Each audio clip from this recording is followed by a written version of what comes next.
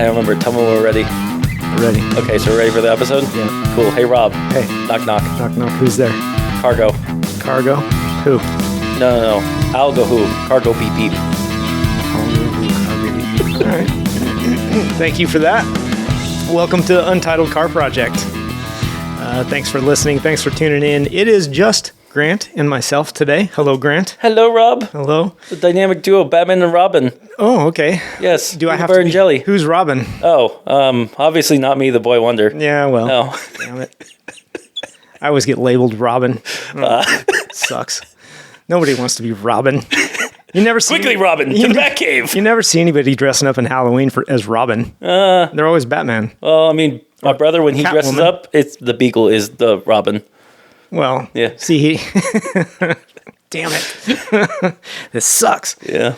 All right, so today's episode is going to be interesting. Just the Yep. two of us, no guests today. I did try to line a couple people up, but it was too short a notice. I've been really slacking in August. Yeah, well, we all have. We all had vacation. I think just Yeah. not only us, but like August and July are probably the two biggest vacation times of the year for most people. For sure. Yeah. And I think that also hit us hard. So we're doing our best, but we can, and Yeah. still bringing content to everyone. So Yep, we're trying. We're Yeah. trying.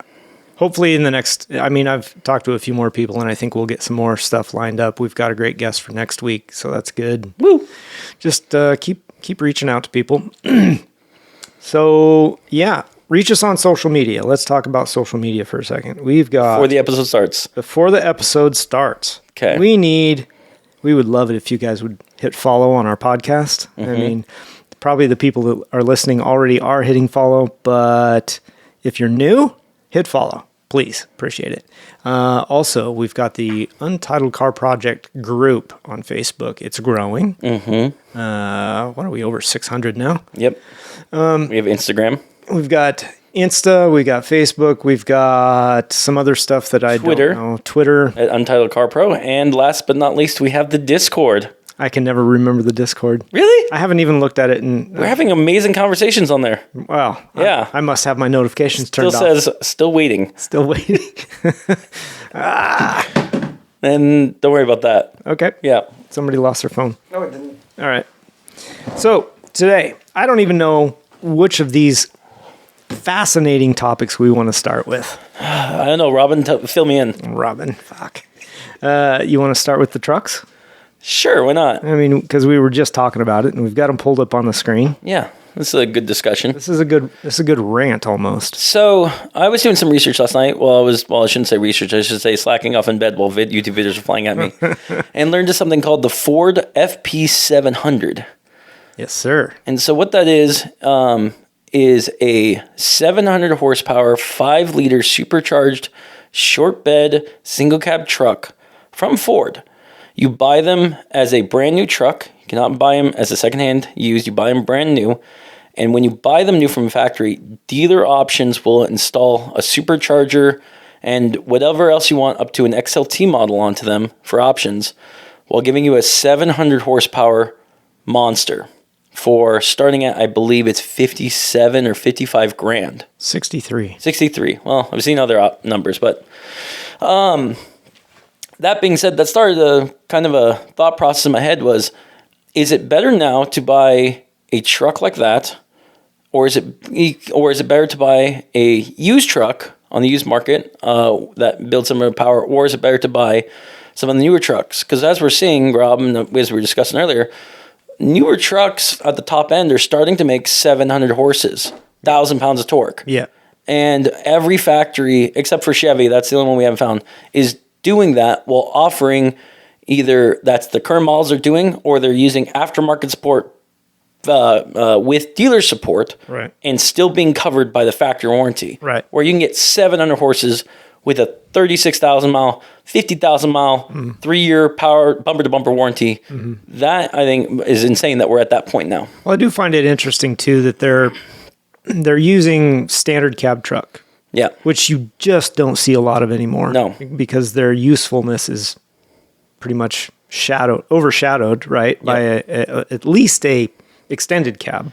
Well, that, and also like a single cab, short bed, even long bed truck, being a work truck is useful because you just point A to point B. Yep. But being now that those work trucks are, even let's say without the supercharger kit, you're pushing $30,000, $40,000, $50,000 for a single cab truck, right? Yeah, for sure. It's bonkers money to spend on a truck you're just going to throw hay or gravel or whatever and rip up. Well, agreed. Yeah, the money is pretty bad. That's a business cost. But even if I were running that business, and in the work that I do, we don't purchase single cab trucks. All of them have extended cabs. You got to have room to throw stuff in the back or in the inside of the vehicle that you need to keep dry. Whether that's your workwear, the gear that you need during, or tools or whatever it is that you need to keep more secure. So even that, like a standard cab truck, just really doesn't make sense. So I fully agree with you with that. But what's hilarious is the company I currently work for does not. All of our trucks, except for one F-150, is a single cab truck. Yeah, well. Yeah. And it's because when you're buying them from factory, especially, let's say pre-2020, buying them at cost for as cheap as you can, right? Getting an F-150 for $19,000, $22,000, brand new. I understand there's, you get comfort and cost that it sucks not having those for your guys, but also if you're a company and just need truck point A to B that runs just around town for parts, which granted a lot of these trucks don't, they actually get used for longer than that, but. Well, that is company decision. You know, if you're going to supply extra room and whatever. Yeah. So that's just what they do. I don't know. But I guess that's really off topic of what you wanted to talk about. Like, why are they putting this monster motor, this supercharged, in such a basic truck? I think the reason... And if you look at the interior, like we're looking at the Ford Performance truck right now, the interior is... It's bland. Super bland. It's plastic. It's cloth seats. I have to say real fast, I'm looking at that interior picture. It's awful. I know it's bland, but the Max is the XLT, but that's like what I've got in my truck. Really? You can't get leather in there. You have the same... I have the same setup. Oh my gosh. Yeah. Yeah, no, it's not great. Yeah. Is that an XLT? They make XL and XLT is what you're allowed to get into for those. And I think the one option that's big that you're able to do with still those is, and I still know how you get away with it, but apparently you could get them in 4x4, which with that much horsepower, Oh, wow. That's impressive. Breaking transfer cases. Yeah, that's what that was. But it's covered under warranty. I guess so. Yeah. What was I going to say, though? But I think the one reason you would do that, though, is if you're building, especially if you're into trucks and you're into going in straight lines, is the fact that this one is smaller and lighter than most trucks out there. Yeah, absolutely. I mean, I get that for sure. It's, if you're going to hot rod it, it's going to be more nimble, shorter wheelbase, less weight, less body roll, all that thing. Well, let's just keep this in the same factory, in the Ford factory. Okay. If you're taking that truck, the FP700, single cab, rear wheel drive, as light as possible F-150, and you're going light to light, and you're versing a brand new, and they only come in this, I believe, crew cab Raptor. Raptor R, 750 horses. It's got 50 extra horses on you. Only get in a crew cab? I think so. I don't think you can get it shorter. We should look at that, so I'm not talking my butt. But here's the TRX. Yeah, that is a crew cab. Yeah, but the Raptor, I've never seen a Raptor as a single cab or as a super cab, only as a crew cab. But let's just say for argument, most people would get, let's say if it is, most people do get a crew cab. That is a significant amount of weight you're saving because you don't have the off-road skid plates and that. And I would bet you in the straight line that the FB700 would blow the Raptor out of the water because of 800 pounds different. No, more than that, because you've got the transfer case. Oh yeah, you've got. Well, if you're talking 4-wheel drive stuff, yeah. I was just thinking the extended cab itself. That too. I mean, you're probably saving like 1,500 pounds. Yeah, maybe, and that's a big difference. So the Chevy. Now this was not this. The Chevy is not factory. It goes to the Yenko, wherever they build that. Or Yenko is still used by the dealerships. It is. It's still supported. Yeah, I get that. So you still have the warranty and factory, all the blah blah blah. But their truck, that's what I was looking at, is also the extended cab. So Ford's the only one putting it out in a single standard cab. Yeah, it'd be interesting to see like a TRX with a single cab. Yeah, I don't know. That would actually be wild. Yeah, with all these numbers coming out, so we've got, the Raptor R, we got the FP 700, we've got the Chevy Yenko, we've got the TRX. I'm trying to think of any other. Does Titan or Nissan, or same thing, does Nissan or Toyota make any trucks with that kind of power, do you know? Man, I don't think so. I mean, know. the TRD, Ooh. Is that photoshopped? it might be. Somebody commented that it was photoshopped. Look at It that. looks pretty funny. That's actually hilarious. We're baby- looking at a photo of a TRX that's a TRX. single cab. Yeah. That's clearly photoshopped, but wow. Actually, that's actually kind of badass. I'm not going to lie. I don't know if it is photoshopped. I have no idea. Yeah. If it is, it's pretty darn good. There's actually a way to get that. Now that I'm thinking about that. Think of this. If you buy a 1500, what's stopping you from taking all the parts that would make it into a TRX just by option upgrades? You get what I'm saying? Because then you could Yeah, get... no, I see. Yeah. It wouldn't be a true TRX, but it would be essentially one. You have the engine of it. You've got the interior of it. Right. Yeah. And that might be what they did. And that looks actually, and that doesn't look Photoshop. Wow. Yeah. Well, there was a black one too, so it seems like there's something to that. I don't know. I didn't read the article, so Yeah. there might be something more to it. Yeah. So from factory, we're just going to say that no, you probably can't get one, but you could build it. Yeah. You could option or it. option it. Yeah. I bet you could option it with a dealer. You bring it to them and say, okay, here's my 1500 and That's I what want I all wanna these do. body panels replaced from the factory or from the dealer with this engine installed. Because they'll, It'll cost you 3 times more than yeah, but you could say you have the fastest stock TRX on the planet. maybe so. Yeah. Maybe so. But that brings up the question is, what are these trucks used for? I know. If we're going, I think the Yeah. only thing they're used for is be light to light. If that kind of horsepower. Because Yeah. do you need 700 horses for like a Baja racer Now, like a Raptor? hold on. Well, yeah. That's what I'm asking. I don't know. I've never For a Raptor? Yeah. If you're actually going to get out and run that thing across the desert, Mm-hmm. yeah, absolutely. Sounds like a blast. Okay. But probably 95% or more of those trucks never see the dirt? You're gonna be pavement queens. Totally pavement queens. Mm-hmm. My boss has one. It has never seen dirt, So there's a but Dude he Boat truck? loves it. No, it's not jacked up. Dude Boat truck has a few more gadgets added to it. Okay. It's a great truck. He loves it, but it's never going to see off road. Yeah. And I would bet he's not alone in that. Yeah. So, do you need 700 horsepower? No. Is it fun to have? Yes. Yeah.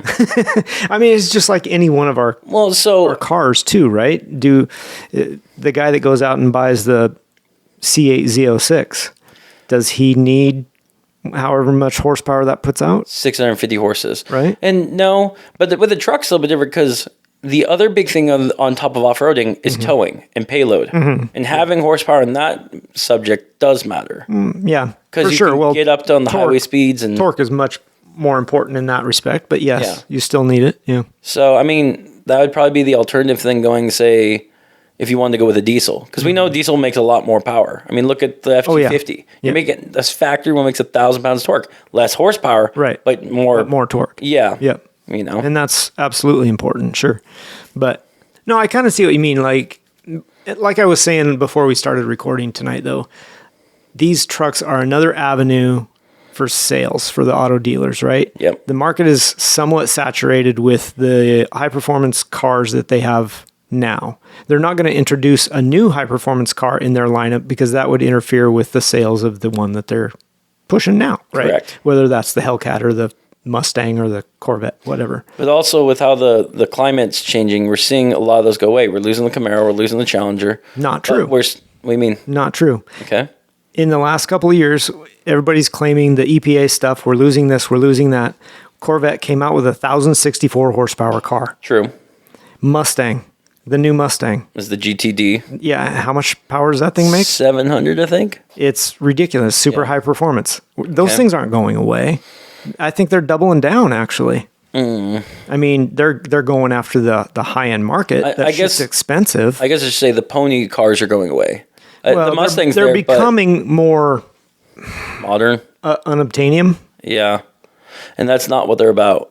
Well, originally, no. No. But they're not, my point is they're not going away. Yeah. So I guess though, the truck does allow the manufacturers another avenue to sell performance, quote unquote performance. Yeah. And there's a market for it. There will be people that buy these things, and good for them. I'm not poo-pooing it by any means. Yeah.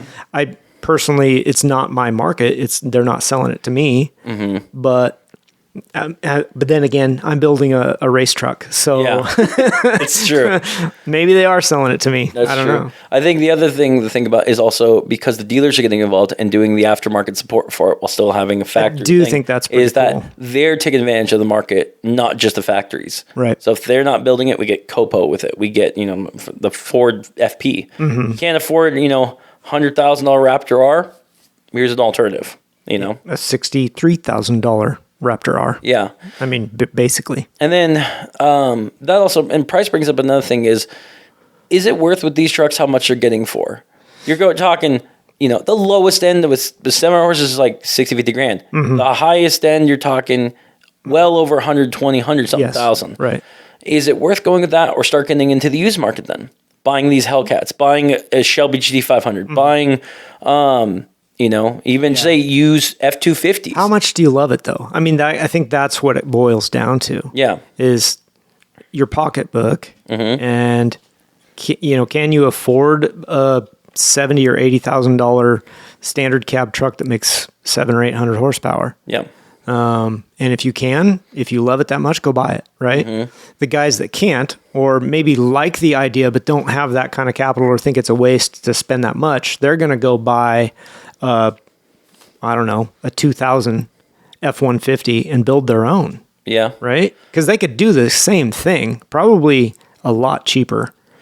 And then, that also goes into another topic we'll cover tonight, but it then also comes against your time. Yes. Even if you have a dealer do it or a shop. I don't care who you are, you're not going to have a fully built truck within a couple hours going in and signing paperwork. Right. Yeah, no, that's you're very waiting true. At minimum, let's just say if it's an engine swap, 2 to 3 days. And at most, more than that. I'm saying with a really fast crew. Yeah. I'm talking about you want a fully built truck that's say from the 2000s or whatever. You're looking out a week's, months, and that's also with all the planning and prep for that. For sure. Yeah. There is that element. Yeah, but the guy that really wants it and doesn't mind doing a project and is like, I can do that. I can build that. Yeah. He knows it's going to take time. Or she. He or she. Yeah. Valid. Very valid. But you're right. I mean, you go into a dealership in a few hours, you bought it. Yeah. And just leave and be like, haha. I have it. Put your foot to the floor and run it into a pole just outside the parking lot. Oh my gosh. Mustang drivers. Yeah, exactly. I'm not going to deny that. Yeah, I know it. No. Who's the market? I don't know.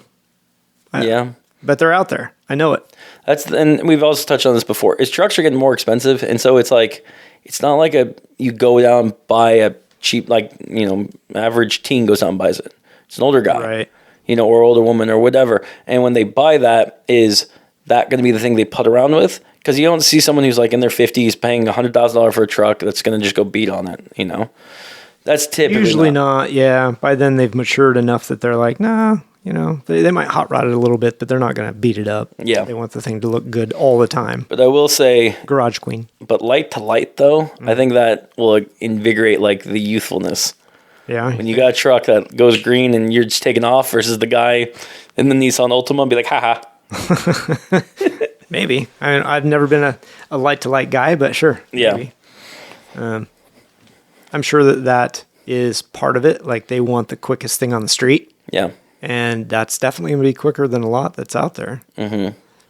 It'll be fun to maybe see some head-to-head stuff. Do you think there's any models of trucks or even SUVs right now that don't have the 7 horses yet that should be or could be up there? Like, for example, a Bronco. I don't think it's maybe not worthy of 7 horses, but the most it makes is what, 300-400 horses? Does it make that much? I don't know. Because I was going to say about 400. I think it's 400. Pretty good. But I think you put a V8 in it instead of the V6, and you put a supercharger on it. I kind of agree. The small V8 would be kind of nice in that. Yeah. But or a Jeep from the factory, and I understand why they don't do it. Yeah. But, we probably will never see that one. Or get something like a Ranger. Could you imagine a lightweight Ranger with that kind of 5.0 with a supercharger? Yeah. Or a Dakota? I don't know if they still build them. Those are all project builds, man. Well, I'm saying, yeah, like, what would you love to see from the factory that's small or different? Yeah, no, I agree. I would like to see from the factory the V8 and the Bronco. V8 in the Ranger, maybe. I mean, it would be. It'd be different. That'd be different. Fast truck. It would be. What. Yeah, it would be. I had something and kind of blanked on it, but that's okay. Expedition. They put a 4-cylinder Eco in the Expedition. In the what? That's what they come with right now. 4-cylinder in the Expedition? Yeah, I think they do. No, they don't.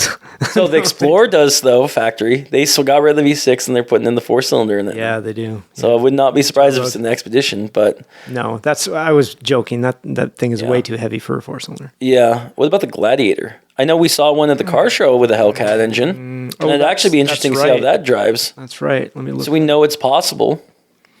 That thing was kind of a beast. I don't know. Yeah, you can hear me typing. Oh, that's not what. That is definitely a Gladiator from 2004. Gladiator Jeep. How about that? Starring something Crow, Russell Crowe. There we go. Jeep Gladiator. Okay. Well, these are definitely not the ones with the Hellcat motors. Type in Jeep Gladiator Hellcat. See what comes up. I wonder. Spelling. What is spelling? That's the autocorrectness. Let's look at that. Jeep Gladiator Demon Hellcat. So there are people who are selling them custom. Okay. That's kind of cool. That's very Mad Max. It's very Mad Max. Look at the grill on that thing. I see that. I like the seats. Got the quilted seats. That's very nice. I don't know. Yeah. I don't know. As far as your question goes, what would I like to see? I don't daydream about that shit very much, so I don't really have it would be really cool if they did this. Here's the one company I think would be cool to see. Toyota.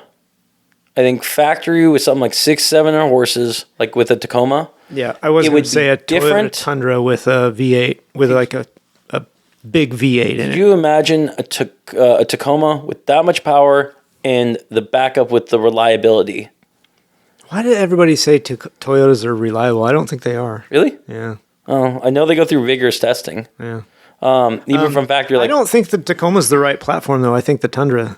The Tundra? The bigger, because it's more the half ton. True. Yeah. But think of this. The F-150 Raptor is on the 150 platform. Yeah. The Dodge is on a 1500 platform. Yep. So it makes sense to be on that one. No, and I agree. The bigger body would be the way to go. Mm-hmm. Yeah. But it would be interesting to see something from Japan trying to compete with the American market in terms of power. I agree. It would be. I don't think they'll ever do it. I mean, they barely compete in the sports car market. Yeah. They do dabble in it here and there, each Toyota, Nissan, whoever. Mm-hmm. But they're starting to come back. We're seeing Toyota especially come back with the Supra, the GR Corollas. Yeah, that's true. But it's been announced the MR2. That's the compact sports car market. That's not the trucks. Well, not the trucks, but not the pony car market, I guess is what I'm really talking about. They don't have anything that competes with that. Now the Acura with the NSX, but that's on par with the Corvette, or you dare say Ferrari. I mean, they have serious performance in that new car. No, they do. I actually know actually I shouldn't say a lot, but a good amount of people who swear by the NSX is faster than any Ferrari, Lamborghini, whatever. And they're super quick. Yeah. Yeah. But the pony car market, what are you talking about? They don't have anything. Nissan's got the Z. You've got the Supra. Not in the same market. You don't think so? No, I don't. No, Supra and the Nissan and the Z they're competitors with each other, but they don't compete with a Mustang.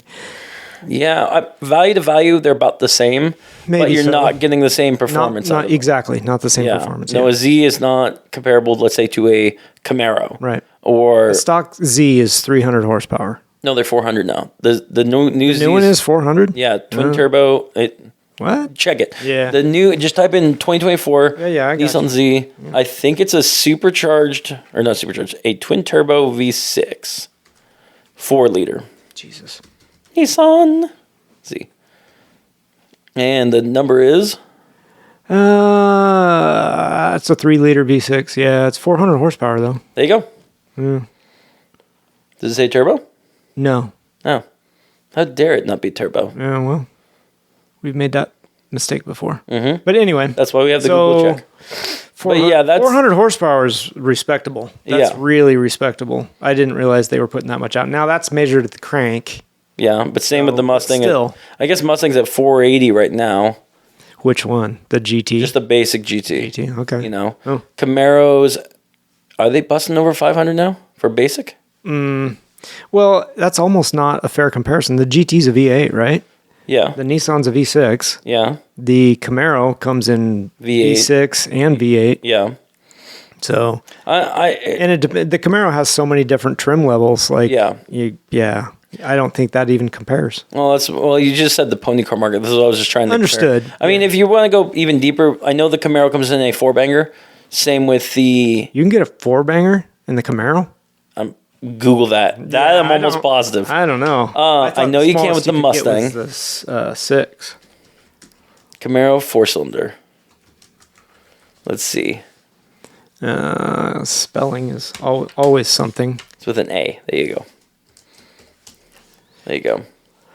Let's see here.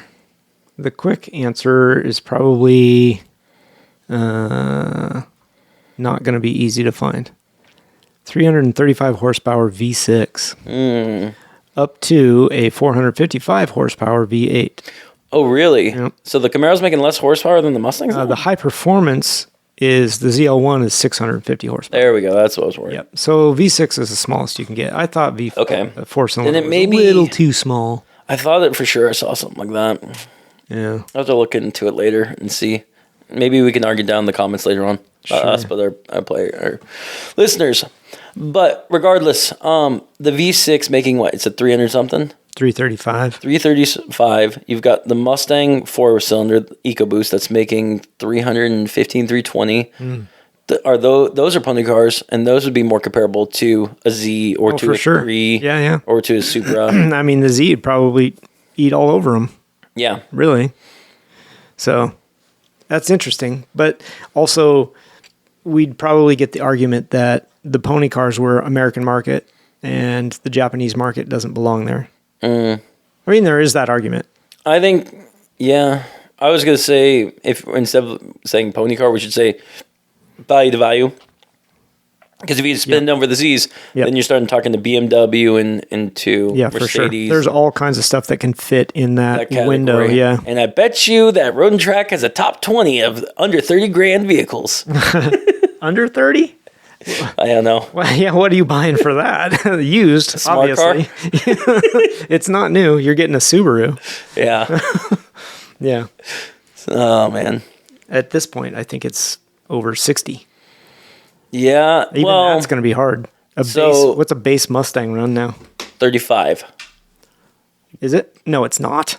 Do we have to Google everything I say? Yes. Fact checking it. Yes. We have the power of the internet now, ladies and gentlemen. This is amazing. Mustang. Let's see. Base. Just type in EcoBoost. Base Mustang. No, I want the price. Okay.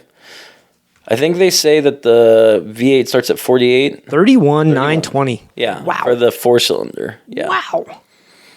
That's if you can get it for that much. I bet you out the door is probably, from a dealer's like 38, 39. It doesn't say that it's a 4-cylinder. There's no way you can get a V8 that cheap. EcoBoost. No, I'm not saying it's a Yeah, V8, EcoBoost. but the 6-cylinder wouldn't surprise me. No, they stopped making the 6-cylinder back in 2015 or 16. What? Yep. So we either have the EcoBoost 4-cylinder or the V8. What? Mm-hmm. Interesting. Well, that's not jumping out at me, so Yeah. Which, again, we're is gonna have to interesting believe Grant that on this one. it's interesting that Mustang does in a whole different side tangent that Oh gosh, they don't put the V6 back in the Mustang that surprises me. because, and I wonder if they don't do it because with a 3.5 liter, you're making over 400 horses. You can, and that's now protruding onto the 5.0 territory. Yeah. there is a big jump between the 4-cylinder and the 5-cylinder, or the 4-cylinder and the V8 in terms of power. But you put a medium market in there, you're kind of blurring those lines on that one. 4-cylinder. Just type in EcoBoost. I found EcoBoost and it didn't tell me diddly. Right there. Straight down. Right there. It's highlighted. 315 horses on a 4-cylinder turbocharged. 42,495 for a 480 horsepower V8. So for another 13 grand is how much it takes to get the V8. I'm spending that extra 13. I know not everyone is, though. I know. Yeah. You know, a lot. They look at that 4-cylinder like, ooh, gas, fuel economy, and I can still drive a Mustang. Not just that. The other thing I've noticed is that younger kids or early adults will buy the EcoBoost because of insurance purposes. Oh, for sure. Yeah. You know. Yep. You put a V8 in there, no one's going to insure you for under like $1,000 a month. Well, not a kid. No. Or whatever. But Yeah. no, that's true. I mean, there's a lot of economical reasons that they would do that. I got to wonder how long they've been putting that 4-cylinder in there? Since 2015. 2015. Yeah. Seriously? Mm-hmm. Wow. We're almost at a decade with it. Yeah. Yeah. Yeah. Isn't that crazy? And I was wondering, like, how long do you think that motor will actually hold up? That I don't know. And I think we've had some friends autocross, a few of them before. And the one thing we noticed is just even on an autocross course, you can get those turbos glowing red hot. Yeah. And that's not like, you know, I don't want to say pure racetrack, but you're putting them at spirited driving. Yeah. You know, on a rental or basic EcoBoost Mustang, you're not putting track time down like you and me would in your Corvette or in Liger. No. Yeah. But to put that car through its paces and see, pop the hood and see it just glowing red hot like a Christmas ornament, you know, absolutely bonkers. So I don't know how long they last. I really think the turbos will fail, but the engines themselves, that's a whole nother story. I haven't looked into. Well, yeah, I mean they're a bit detuned because the factory wants them to last, so they don't, you know, wring everything they can out of them. But if you're out there flogging it on a track or even autocross or whatever, it's not going to hold up. So I know you can get from those EcoBoost Mustangs a cold air intake, an exhaust, and a tune. With just those three things, you can push those to 375 horses. Sure, but that's what I'm saying. The factory has got them detuned to where they'll last longer. You start tuning them and putting the aftermarket goodies on there, you're going to seriously affect the life of that motor. Yeah. And that's for any motor, but that one, a 4-cylinder is going to be, I think, more susceptible to the problems. If that makes sense. Yeah. No. Can we go down another random tangent? Okay. Okay. Because it responds back to that. What's your thoughts on the fake noise going into cars? Because into electric cars? No, not only that, but into muscle cars. So that Mustang, and I know this for a fact, they have speakers in the back of the seats, and they do pump in fake engine noises in there. That's hilarious. I've actually shown my buddy and unplugged them, wow. so he could see the difference. He's Really? like, "Oh my gosh!" I'm like, "Yeah, I ain't your car, man." I know other companies are doing that. That's interesting. And it's also very sad. From the driver's seat, anything that makes you more excited, go for it. I'm sure. Don't boast from it from the outside. You're trying to rev your engine here. You're inside, you're in a room, and then the outside, Yeah, no doubt. Oh my gosh. I mean, that's pretty hilarious, especially if you don't know that that's happening. Yeah. You're like, oh, listen to that. Sounds so good. As long as you stay in the driver's seat, you're fine. Yeah, exactly. I don't know. That's kind of sad. But it's also the engine package that you bought. So, Oh, it'd be more funny in the future when people, like how they have like those tweeter whistles on the back of the exhaust and whatnot. Back in the 90s, people do to make it sound loud. Well, now you just go and download an app. So now your inner speakers that are just for engine noise are now playing like supercharger whine and stuff. there you go. Yeah. Turbo blow off noises. Make it sound like the Jetsons cars as it whistles by you. Oh, man. Oh, boy. All right. Yep. Side tangent. Thank you. Oh, that was a good rabbit hole. Was a good rabbit hole. So, I don't know. I think we're done with the truck stuff. Yeah. But I don't know. It'll be interesting. I don't think I've seen Raptors on the road, the off-road Ford. I've seen a lot more TRXs. Okay, I was going to say, I don't think I have seen one of those yet. And if Really? I have, I just kind of didn't realize that's what it was. It's the one thing with the the TRXs is the hood scoop. You don't see those on a typical Dodge. Sure. Yeah. That's the first thing. Yeah. What I was more surprised about was and I've sent you and Jeremy this and Ian at one point was I saw a Mammoth in a Home Depot parking lot. And for those who don't know, is the TRX is the 707 horsepower Dodge Ram 1500 truck, correct? Yep. The Mammoth is made by Hennessy Venom, which is a tuning company in Texas, known for building some of the fast cars. In fact, I believe they have the fastest production car in the world right now with the Hennessy Venom. They took the Hellephant engine, which is a option you could buy from Dodge still, which is a 1,000 horsepower crate motor. Oh wow, that's some big travel. Sorry, we're looking at a truck jump. 1,000 horsepower crate motor from factory you can buy. And they dropped it in there, making it 1,000 horsepower and 960 pounds of torque under the hood of that, while still maintaining a TRX. Which motor is that? The Hellephant. Okay. That's the motor. The one I was talking about is called the Mammoth, Dodge Mammoth, right. Hennessy. Yeah.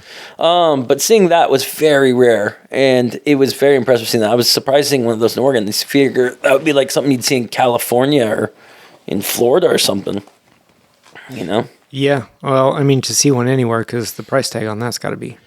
I bet you that's like a $200,000 truck, $150,000 truck easy. For sure. You know? All right. Well, I just scrolled through the pictures of the TRX. You're now wanting one? No, I don't want one. It's not my bag of tricks. Yeah. I suppose if somebody said, here, drive one for a little while, I'd be like, all right, I'll drive it. Here's a question to ask you, Rob. Yep. And let's ask our listeners this, because we've talked about a bunch about the TRX. All right, homework, listeners. Here you go. Would you rather have, would you rather? and why would you rather have a TRX, or would you rather have a 2500 with a Cummins in it?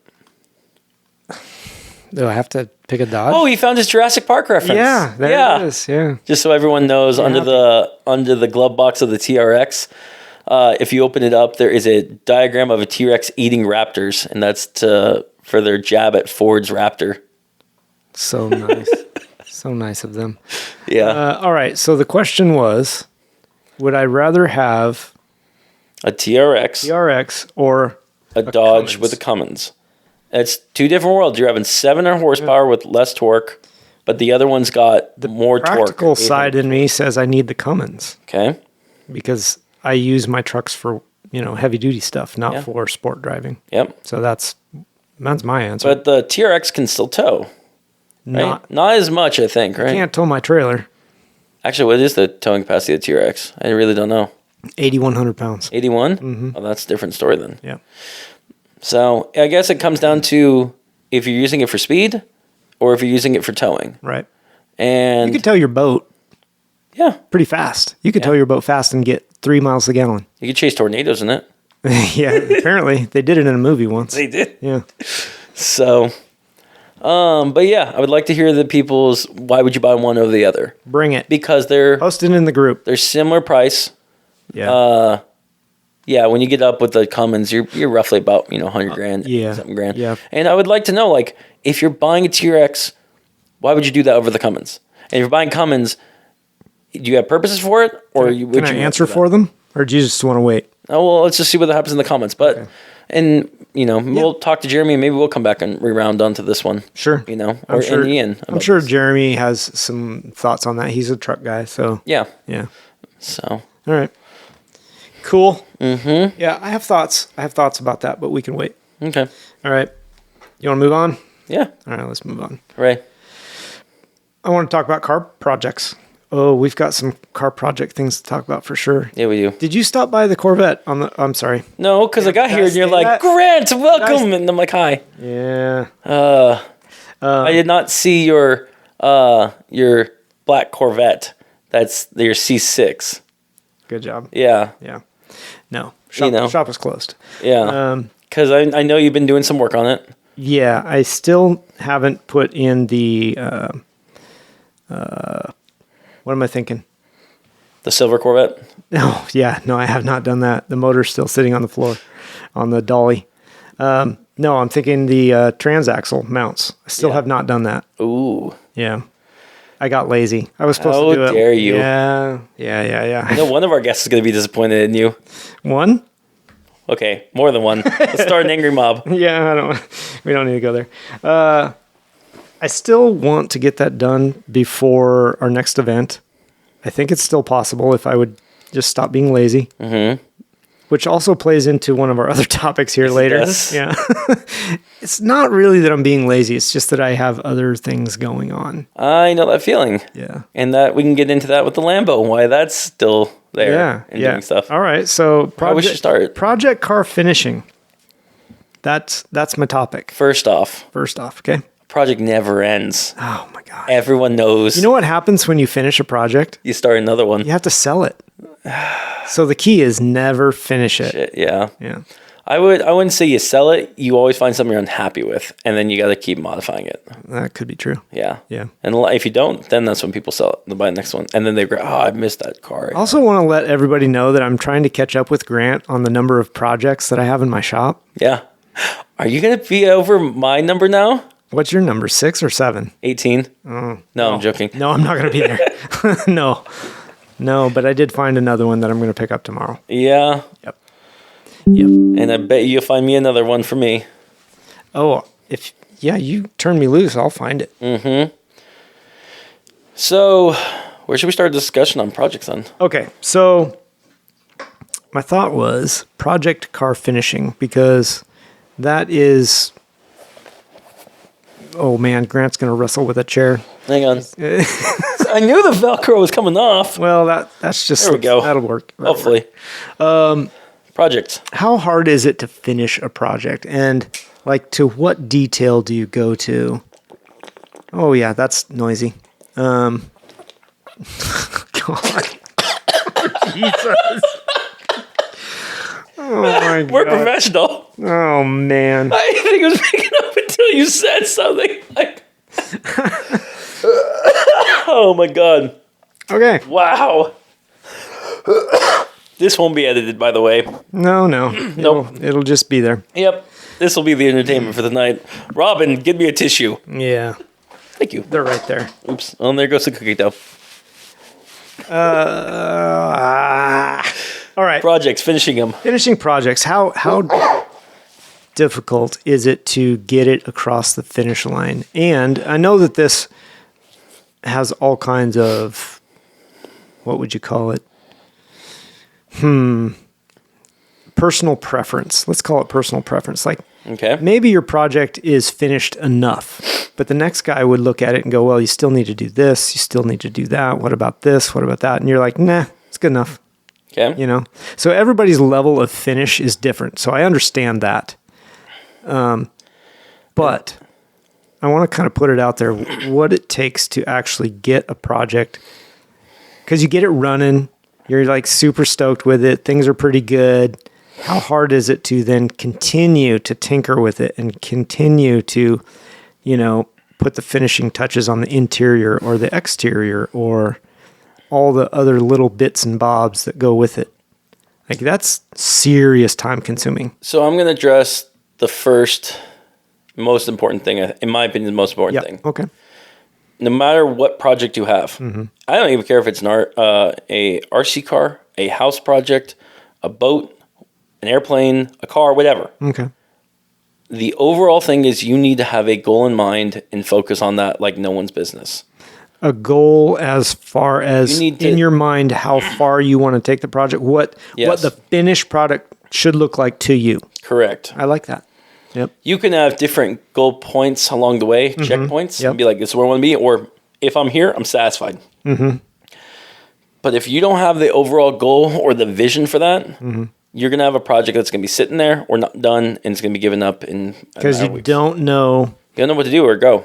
Yeah, right. You've got it to point X, and you're like, I don't know where to go from here. I Correct. don't know how much I want to do. Correct. And we've talked about this multiple times. My vision for Liger is to build what the ultimate car the factory could build what that is, or what they could have built.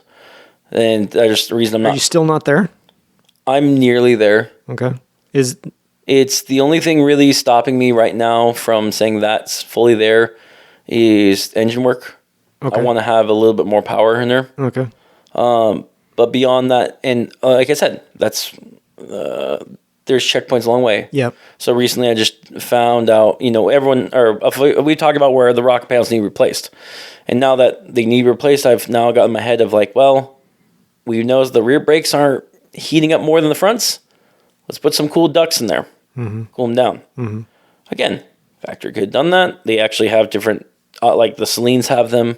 I think the FR500 has them. The Cobra R has them. Ports in the rocker panels? For the rear is correct. Yeah. Okay. So,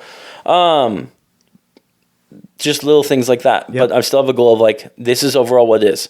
Liger's never going to be a gutted, fully, race car. Right. Or it's not going to be an off-road car. Yep. Unless if for some reason like she catches... In your mind, you know where finished is to Correct. you. Correct. It's not quite there yet, but you know the path you need to get there. And Yeah.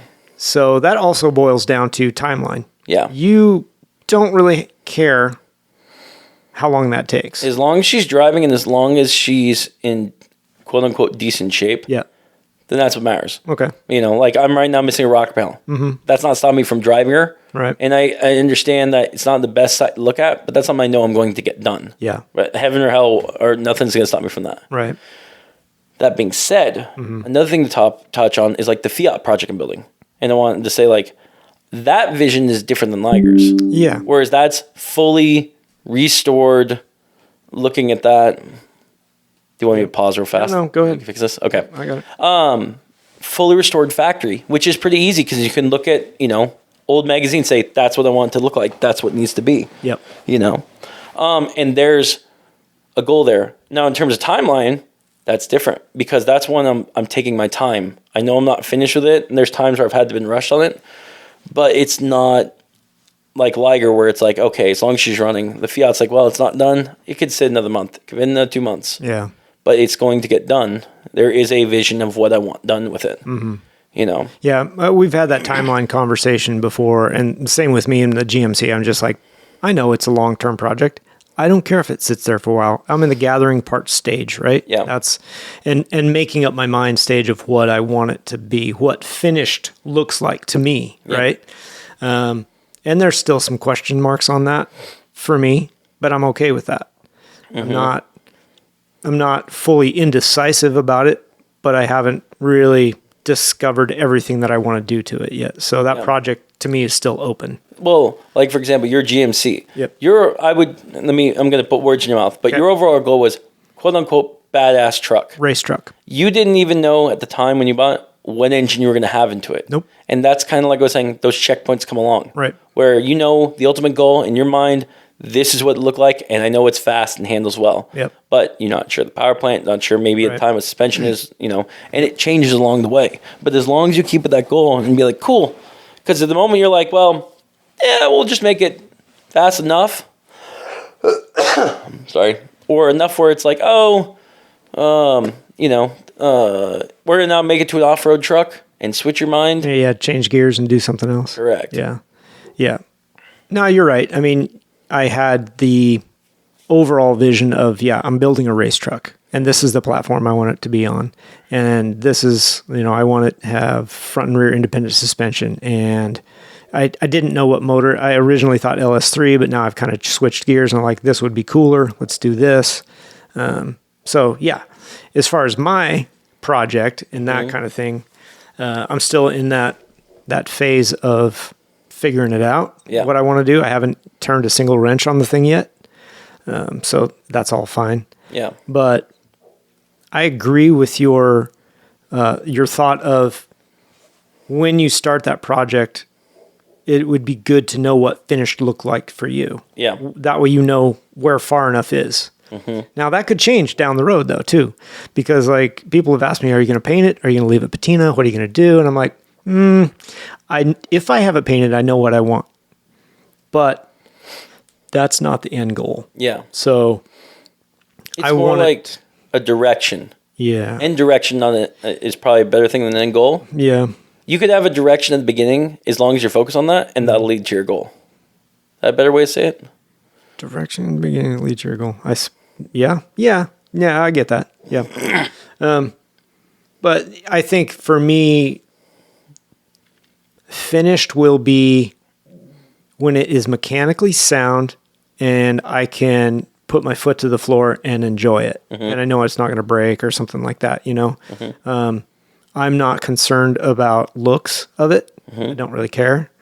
But there may come a time when I'm done with everything else. I'm like, okay, now I want to do body work. I want to finish, quote unquote, finish, and I want to paint it and this and that. But that, to start with, is not where I want to be done with it. Yeah. Right? So So goal is the most important thing. Would you agree? the goal, yes. So I think then going down the list, the second most important thing would be timeline. I think you either have a project where you either... I think that's really important. Yeah. And how do we talk about that? Because timelines change all the time. They could be where it needs to be rushed like no one's business because...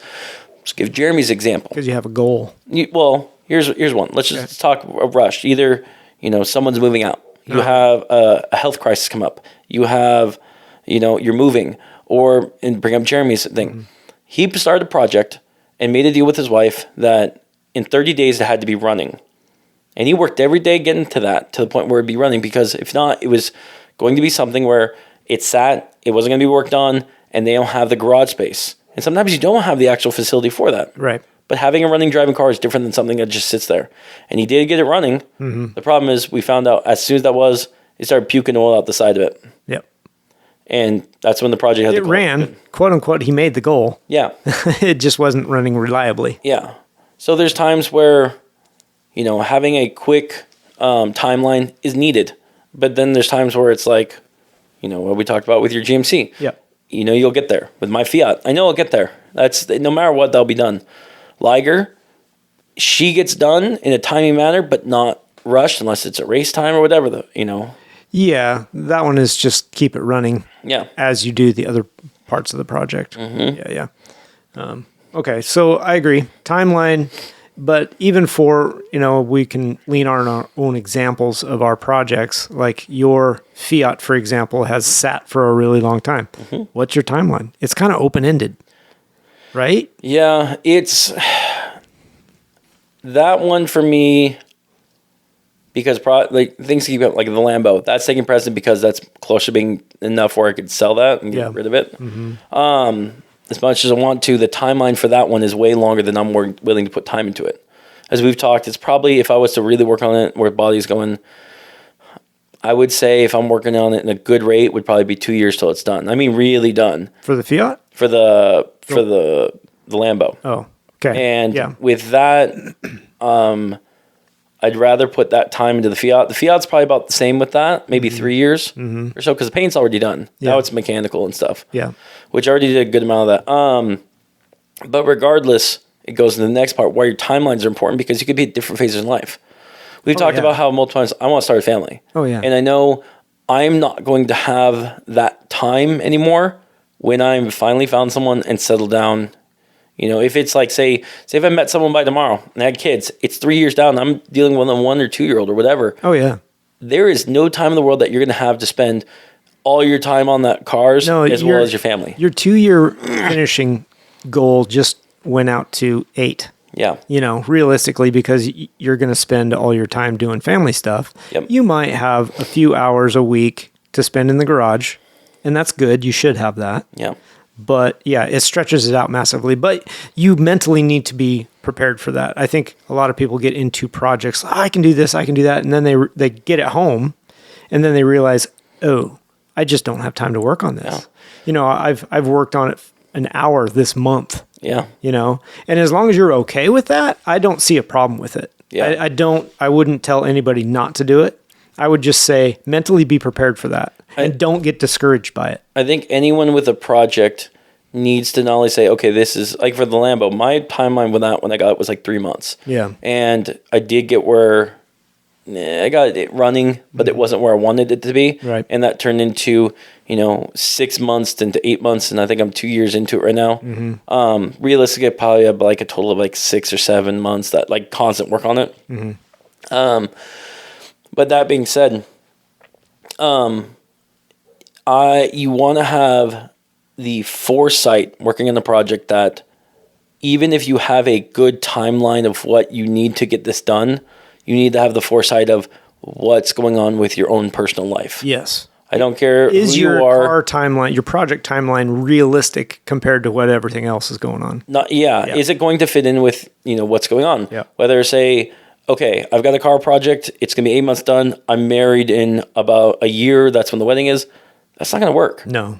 You've got, say, okay, I just started college. I've got an El Camino. I've got plenty of free time. I've got, 4 years till I graduate.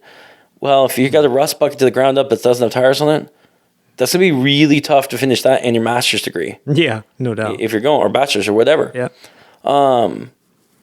Having the foresight of, I shouldn't say foresight, not psychic. Knowing your future or having an in-depth, so it would be foresight. It's foresight. Yeah. Foresight, of what your future entails. Yeah. Prep for that with your project. Even an idea. I mean, life changes every day. Yeah. Right? You can't be hit by a car. You can't predict everything. But at this stage in your life, does that foreseeably work? Can you do this? But again, I wouldn't tell somebody not to do it. I would just say, don't get down on yourself for not being able to work on it as much as you want to. Yes. Take it as an enjoyable project. If you can piddle around with it for 2 hours a month and that's all you can do, then do that. Yeah. And sometimes that 2 hours is going to come around and you'll be like, I just don't feel like doing it today. Then don't fucking do it. Yep. Go do something else. Yep. It'll be there. It'll come back. As long as you can afford it, you've got the space, things aren't inconvenient, so be it. Yeah. Yeah. Go work on it when you can, when you want to. It's supposed to be fun. These project cars are supposed to be fun. Correct. So. But then there's hang on. Okay. They're meant to be fun. Some people actually do this for a business and a living. Yes, they do. And that's entirely different. Work can't be fun when it comes to that. That's entirely different. That takes the joy out of it. Yeah. Sometimes. I mean, not always, I suppose. Not always. And sometimes they can be fun projects and whatnot, Yep. But I would say that's relevant. They are meant to be fun. Yeah. But if you're at the point where you're doing this for financial reasons, still try to make it fun. Because when you're sloshing through it, that's just rough. Yeah. Yeah. If it's stressful. I mean, some of a project, even your own, not that you're working on it for somebody else, but it can be stressful because you run into issues that aren't easily resolved, or they get super expensive, or, that stuff can be stressful. Once you get through it, I think it's very rewarding. But it's stressful. It'd be really stressful but fun. It'd be really stressful and fun to do a Chip Foose build. I would watch him do it. No, 7 days, get some expert people. No, I'm out. A bunch of guests that we had on the show. I'm out. Oh, come on. I'm out. No way. Yeah, that'd be so cool. Can't afford that either. What? Yeah. We could totally do that. Okay. I'll hold the camera. 100,000 subscribers, that's going to be our goal. Oh my gosh. And then we'll do a 7-day build. 7-day build. I would totally do that. That'd be so much fun. But again, that goes Watch with us fail. That goes again with timeline, your goal. That puts everything into perspective. For sure. It's on that. Yeah, it does. Yeah. So, I don't know. It's all about point A to B. Can you finish it? Do you want to finish it? What's finished look like? Yeah. So that kind of brings up subtopics, right? Something we had touched on. Parts of the build or project. How much do you want to do on your own? Do you want to touch every single bit of it? You want, your hands to have done the entire thing, from interior, exterior, paint, bodywork, electrical, motor build, motor tuning. There's a lot of pieces out there that, as a project guy, there's very few people that do every single step. I do. It happens. Yeah, but is every single step as good as it could be? Yeah. Don't answer that. Okay. So, but you understand what I'm saying. Where you're coming from. Some people can. Some people do it, even maybe it's not as good as it could be, but they did it. It's theirs. That's great. Let me say this. Being someone who's, I would say, adequate in a jack of all trades. Yes.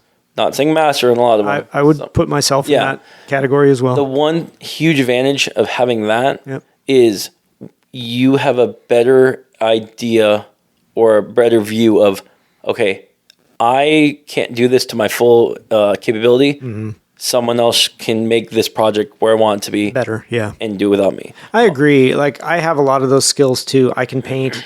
I could do interior, but could somebody else do it better? Absolutely. Like- so I would let somebody else do it. Like there's a certain level of some of those things that I would want that I probably would really struggle to get it there. Yeah. Like I'll say this on camera, not on camera, on Yeah. recording. My weakness, I would say, of building cars is differentials. I've done it in school. I have. But for me, I'd rather send it to a shop to have a guy or girl or anyone who's done this for years Yep. and backlashing and shim it to the proper thing Yep. and have it good to go. Yeah, I agree. There are a lot of fine tuning types of situations like that, or motor work, or this and that. Now, Yeah. can I tear a motor down and put it back together and have it run? Yes, I can. Do I want somebody that does it all the time, knows how to build high horsepower and reliability? Do I want them to do it? Yes, I do. Yeah. But the thing is, because you know at least that you could do it, when you're talking to someone about building a motor, you know what they're talking about. Absolutely. It's not It's so much better to actually know what goes into it. Yeah, I agree with that. because not only will they'll be like, you need to do this. Well, why do I need to do this? I don't understand. Or Right. you can have confidence in what they're doing because you know. Yeah, that's a good Steps. point. That's a very good point. Yeah. But I think my point is also that while you can do it, should you? Maybe. Yeah, People do it on their own all the time. I'm not knocking Yeah. them, but there's just there's confidence in knowing that somebody you trust that builds race motors put that together. Yeah. But there's also times where people want to be like, this is the first time I built a motor. Yeah. Or let's or pat yourself on the back. I did it all myself. That's Yeah. freaking awesome. Yeah. Yeah. And with that, I think two things come down to it. First off, like I said, the overall goal. Yeah. I think the second thing is time. But the third thing then comes in the notion for all projects. The what? The third most important thing comes in mind. Cha-ching. Money. Yeah. Yeah. Money ultimately breaks down with that. It does. If you've got a cheap car and you've got the money to throw a turbo into it and build it, but you don't have time to have a builder build your engine, Yeah. that's what a lot of kids do. And they build their first power in their fist like of a Honda or whatever. Yeah. No, Or and I think they 350 should. with a turbo. Yeah. I'm all about it. Like, go and do it. Money does matter. Yeah. Personal project builds, we're all on a budget. Some budgets are bigger than others. But you're going to make mistakes. You're going to do shit that isn't quite right or up to par, and maybe you know it when you do it. You're going to blow stuff up, but you're going to learn a shit ton. Yep. You're going to learn a lot. Yep. Whether you're building that little JDM tuner motor with a turbo or a supercharger or whatever, or you're putting a LS in something, you're going to learn a shit ton. Yeah. There will be mistakes. Things will break. It will cost you probably more than it would have to have it somebody build it, but you'll know more at the end of the project. Yep. So I agree. I think it's great. Yeah. So, but budget's a huge concern with all of the finishing. Yeah. How much? Because there's times where it's like, here's an example. Liger again. Almost all of it, in fact, all of the work on Liger I've done myself. Yep. The best one was I bought a TR6060 transmission. We had like a week till a race was coming. All my work and research I did was like, okay, it should fit, everything should go. And I had it was a bearing somewhere onto it was not right, and I pulled it out, and that one bearing then fell apart and went all into the transmission, which I knew I didn't have the time to send to a shop. I didn't have the money for someone to go and fully rebuild that, and but I did have a goal of like, I want this in the car. That was the first thing that led through it. So I had to tear that thing down, do my research, find PDFs, and see if it was within my capability of doing it. And it was. I rebuilt that whole thing. The same transmission that I'm running right now was rebuilt in a week for me doing that. Yeah, nice. Yeah. From ground up. Yeah. And what I'm saying is like that was something that was in a budget. All the three categories we talked about that met for that criteria to go into it. Sure. Yeah. No, I'm with you. Especially budget. Budget will force you to take on a project you might not even be comfortable with. Yeah. because it needs done and you can't afford to have somebody else do it. You can barely afford to buy the parts for it, you know, but you're like, okay, got to try it. You just have to. Yeah. If it fails, you're like, damn, now I got to spend more to either do it again or, you know, have somebody else do it. Yep. But the learning process of that project, I think, is invaluable, especially moving on to the next project, right? You're Yeah. like, oh, I've done this. I'm comfortable with it now. Yeah. I could do it even better because I've learned so much since then. Well, and speaking of learning, kind of like the Lambo. Yep. I've put months in, I mean, probably hundreds of hours into that car working on the thing. Yeah. And a lot of it was things I've never done to cars before. Okay. And learning how that became invaluable to me, all that knowledge I gained from that. Mm-hmm. Not saying, okay, might not make the end goal I want with the Lambo because, you know, we've talked about selling it. But the fact is, like, the knowledge I've gained for that is invaluable. You know, that's what I got from that All kinds project. of work and practice and Correct. Yeah. You know, working on the frame and making brake lines and, Yep. you know, figuring out racing techniques. The guy I bought it from, what he was trying to do and trying to make that vision happen. Right. Yeah. Oh, that's cool. I think those are all valid. Is there one more? Yeah. This is what we just talked about. The fourth one is knowledge and learning. Comes down to it. How knowledgeable are you and how much are you willing to learn? Oh, yeah. Yeah, for your project. For your project. Sure. Because no matter what, when you start on that, if you're not willing to put, you know, the time to learn something and you don't have the willingness to send out to someone, you're not going to get it done. Oh, not at all. So the fourth one would be, you know. I think you need that one before you even decide to take on a project. Some people don't. Some people see a cool car and they want to buy it and then it just like, look what I got. And they don't know what they're doing. Just sits there. Okay. And you know as well as I do, there are people who do that. Yeah. No, you're right. So I would say, and that's why it's not the first one. I'd say the fourth one down is because you need to have the insight of what I think you have to have the will to learn. Like, That's number 5. is it?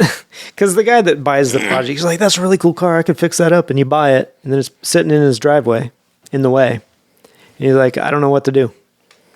I don't know what to do. I don't know how to work on it. It's fine. Okay. And it just sits there and sits there. Well, you got to have the will to look something up. Yep. What does the car need? Figure that out. Look up what it needs and what you need to do to change the tires, change the brakes. What are you doing? You know? So the will to actually want to. It's more than just I want to and buying the project. Here's an example with that one. Without going into names, I've got a friend who has a Shelby that's been sitting for 3 years. It was wrecked, and he wants it to go. Shelby what? 350. Oh, Mustang. Yeah. Okay. But he doesn't have the knowledge to pursue it, to finish it up. Okay. He wants it done, but he's also not taking his strides to learn how to do that. Right. And so it's one of those cars It's that willpower. Yep. It just sits there. You're just going to sit there. Even if you bought it and said that, you don't even have to. Sometimes it could be a broken project and be like, wow, that was a cool truck. It's just sitting there. It's not working. Mm-hmm. And it gets left in the field for decades. Yeah. You get a car that blew a clutch, didn't know it was going, and it just sits in the driveway. A lot of people don't know how to, or if they do, it comes down to, this is worth my time. It comes down to willpower to continue. Yeah. You know? Yeah, that's a tough one. And I think that plays into the finishing of the project huge, right? The will to live. Yeah. Because sometimes you just don't want to do it anymore. You're 90% through that project, right? Yeah. And you're just like, I just don't have the will to do it. Yeah. I just am tired of it. It happens to everyone. It does. And not even just in the car community. It's burnout. Burnout is what it's called. It doesn't matter if you're a writer. It doesn't matter if you're with work. 100%. Burnout is it. Yep. You know? So how do you get out of it? How do you get that fire back to want to finish the project? You've got that Cobra sitting in your garage. Just needs a clutch. That's all it needs left. Yep. How do you do it? How do you get the fire back to go out there and put a clutch in it? I think it depends on... We're talking directly to John right now. Does he have a coat, bro? No, he lost the willpower. He lost the will to work on his Miata. Yeah. But you lit the fire under him to do it.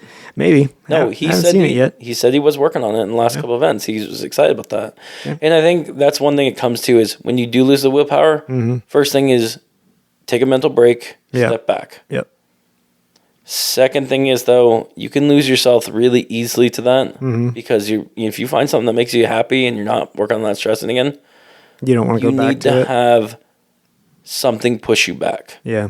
There's times I worked on Lambo and I went away from it, and fire's gotten pushed back into me because of as at a racing event, and I'm like, that's really cool. Yeah. Or I was around some exotics, like my Fiat. I cannot tell you how many times where I've put that thing down, and I've come back because of after a car show, and like that's what I'll do for weeks on just work on my Fiat because Yeah. it's exciting to get that onto you. Yeah. You need to have it where some kind of external force pushes you back, whether that's something you see, something you do, someone that says something, because it's not going to be you're just sitting at home reading a book and be like, I now have the will to work on the car. Let's go. Maybe. You know, But that's pretty rare. It happens. Yeah. Yeah. Happens to me sometimes. I'll be doing something, just be like, you know what? I need to go work on the car. I just go out to the shop. You're halfway watching the secret window of the new Barbie movie, and you're like, I got to go work on the How car did you know I was watching that? Gosh darn it. because you weren't watching JP. JP part 15. Yeah. Yeah, I don't know. No, I think you're right. It sometimes it takes a push. Sometimes it just takes a break. I think we're all that way. Everybody is, especially the longer term the project is. Like, I know that it's going to be hard to maintain the GMC project because I know it's a super long term one. So while I'm still excited to do it, I mean, like I said, I haven't turned a wrench on it yet, and I've owned it a year. Yeah. But I've collected a lot of stuff to put on it. Yeah.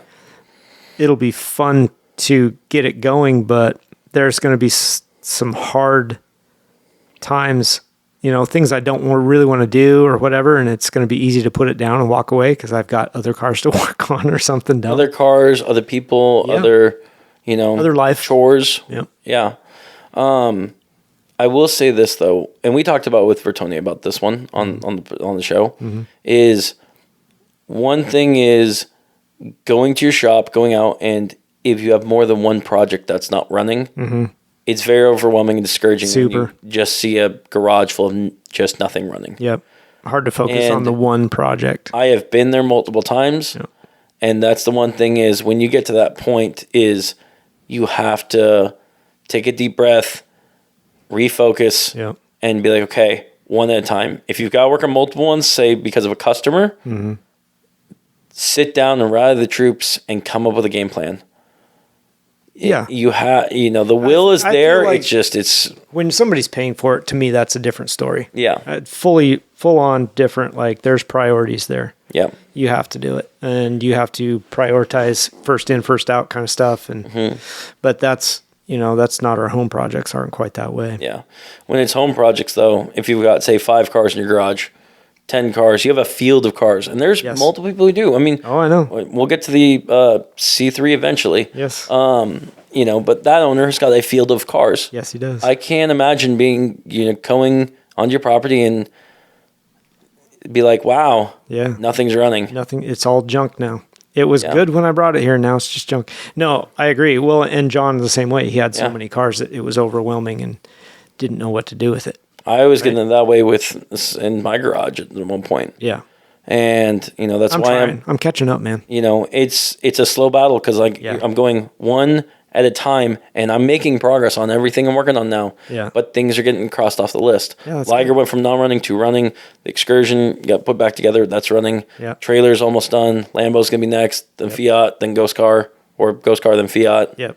Yeah. No, I think you're right. You have to prioritize. You have to focus in on which one, however you make the decision of which one's next. You make that decision, you're like, stick with it. Yeah. Stick with that project until it's where you need it to be, whether that be running or ready to sell or whatever. Yeah, no, I'm with you for sure. It's a more efficient way to work. You can't work on 4 projects at once and expect to get very far. Have you ever bought here's another thing that's random. Have you ever bought a project car for one of your kids? I know people do that all the time with their kids and Yep, right. What kind of project do you buy for your kids so it doesn't overwhelm them? Because if you see something that's like been you don't want to. I didn't do that necessarily. The cars that I bought for my kids were drivable. They may have needed some work, which was better for my son than for my daughter. But didn't, it wasn't required in order for them to use it, right? Okay. I did have Project Motorcycle for my son that he did a great job on. He rebuilt a bike for like a senior project. That was pretty cool. But no, I've never purposely, I know what you're talking about. People will buy like an old Mustang or something and say, hey, this is our project together. And then by the time that you're ready to drive, it'll be ready for you, right? Yeah. Which that's awesome. And if they have the stick-to-itiveness to make that happen, on both sides, both the kid and the parent, because there's a lot of, when they're in high school and whatever, there's a lot of distractions. Yeah.